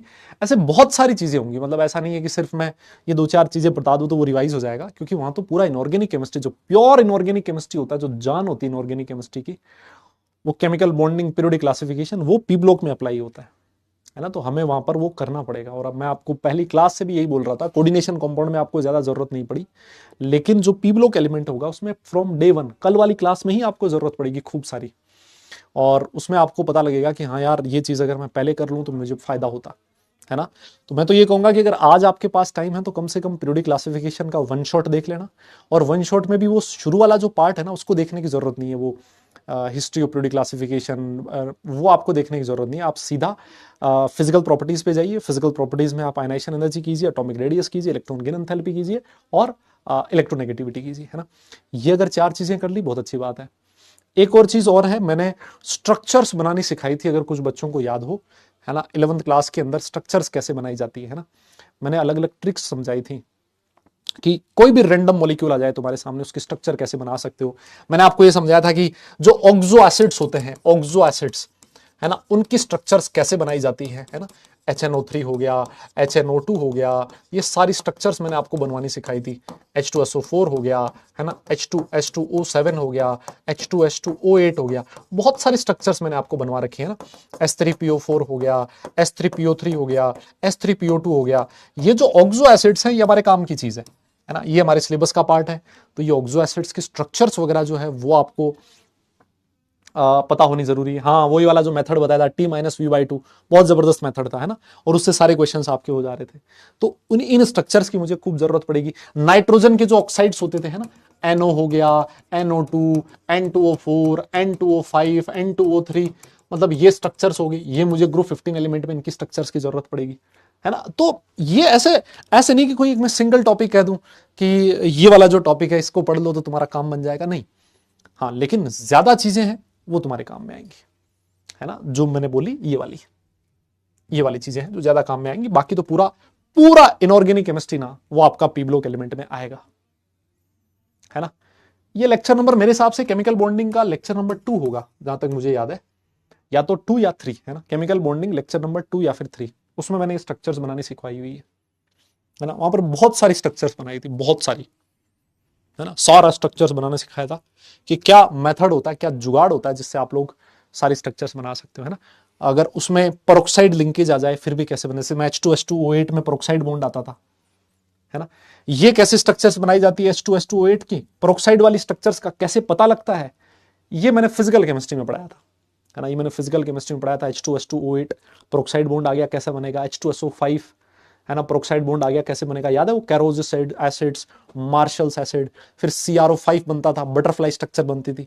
वहां पर मैंने बताया था कि ऑक्सीडेशन स्टेट से चेक करना होता है कि इसमें पेरोक्साइड बॉन्ड है कि नहीं दूसरे में। तो ये कुछ छोटी छोटी चीजें हैं, है ना, जो आपको ध्यान में रखनी है। बाकी ऐसा नहीं होगा कि मैं बिल्कुल भी नहीं बताऊंगा जब मैं पी ब्लॉक एलिमेंट पढ़ाऊंगा, लेकिन अगर आप लोग ये सब कुछ खुद से पढ़ के आओगे ना तो आपके लिए समझना भी आसान होगा, मेरे लिए समझाना आसान होगा।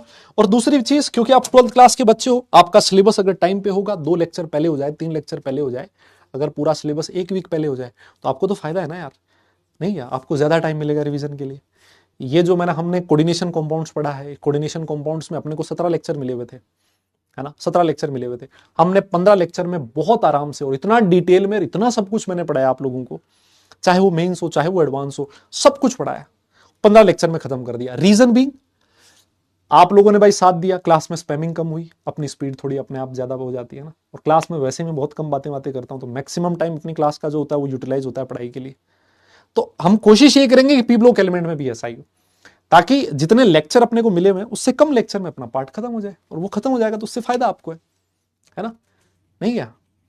तो कोशिश यही रहेगी अपनी, और वो कब हो सकता है जब आपको ये सारी चीजें आप लोगों ने पहले पढ़ रखी होती है ना, क्योंकि थोड़े टाइम में ना यार आपका किसी का प्री बोर्ड स्टार्ट हो जाएगा, है ना, स्कूल वाले प्रैक्टिकल के लिए बोलने लगेंगे, है ना, फिर ये काम ऐसे आ जाएंगे ना, बहुत सारे दिवाली की छुट्टियां आ जाएंगी अभी 15-20 दिन बाद, है ना, 15 दिन बाद दिवाली की छुट्टी है। तो अब होगा क्या ना, इतने सारे काम आप लोगों के पास आ जाएंगे कि आपको लगेगा यार मैं इस चीज को कब करूं और इस चीज को कब करूं, है ना, क्या क्या चीज करूं।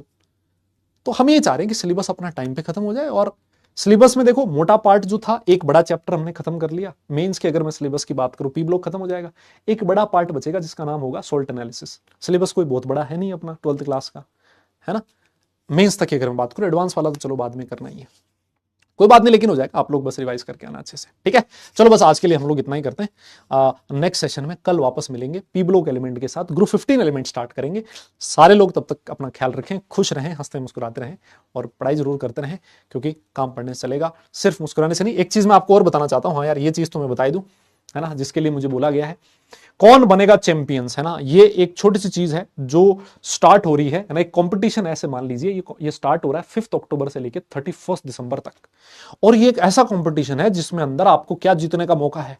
बोला गया कि भाई साहब आप आईफोन जीत सकते हो इसके अंदर, और क्या जीत सकते हो, आप लैपटॉप भी जीत सकते हो सर। अरे सर ये कैसे जीते, सारा खेल है तुम्हारे एक्सपी पॉइंट्स का, है ना, एक्सपी पॉइंट जिसके बढ़ते जाएंगे उसके ये सारी चीजें की जो जीतने की पॉसिबिलिटी है वो बढ़ती जाएगी।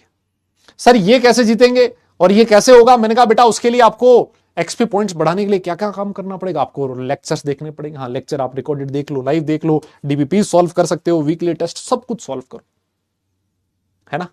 तो मतलब ये सारी चीजें अगर आप पढ़ोगे, आप करोगे, तो अपने आप ही आपके एक्सपी पॉइंट्स बढ़ते जाएंगे। और आप अगर इसके बारे में और ज्यादा जानना चाहते हो तो अपना जो बैच है उसके नोटिस सेक्शन में जाइए और यहाँ देखिए कौन बनेगा चैंपियन। इसमें रूल्स और रिवॉर्ड्स सब कुछ यहाँ पर लिखा हुआ है, यहाँ जाके एक बार के लिए फटाफट चेक कर लो, है ना, ताकि क्या पता तुम भी उन खुशकिस्मत लोगों में से हो जिसको आईफोन मिल जाए। और इसमें तो दोनों हाथ में लड्डू है बे, अगर जीत गए तो बढ़िया इनाम मिल जाएगा, और अगर नहीं जीते, अरे भाई नहीं जीते तो ये सारी चीजें तो सॉल्व कर ही रहे हैं, अच्छी बात है, ये तो हमारे एग्जाम में काम में आएंगी। कोई बोल ही नहीं रहा है। यस ठीक है भाई, अब तुम्हारी मर्जी है, जैसे तुम लोग मानो, लेकिन लास्ट में फिर ये बोलोगे अरे यार हमारा जो दोस्त था उसको तो मिल गया, है ना, मेरे एक दोस्त को आईफोन मिला था। होमवर्क क्या करना है बेटा, रिवीजन करना है बढ़िया ढंग से, है ना, रिवीजन करके, और पीडब्ल्यू का जो मॉड्यूल है ना, डीपीपी मिलेगा आपको, पीडब्ल्यू मॉड्यूल आप कंप्लीट कर देना, है ना, कोऑर्डिनेशन कंपाउंड का कंप्लीट कर देना, और डीपीपी मिलेगा, डीपीपी को निपटा देना। बस इतना ही है आज के लिए, बस इतना ही। मिलते हैं नेक्स्ट क्लास में, तब तक के लिए tata bye, love you all.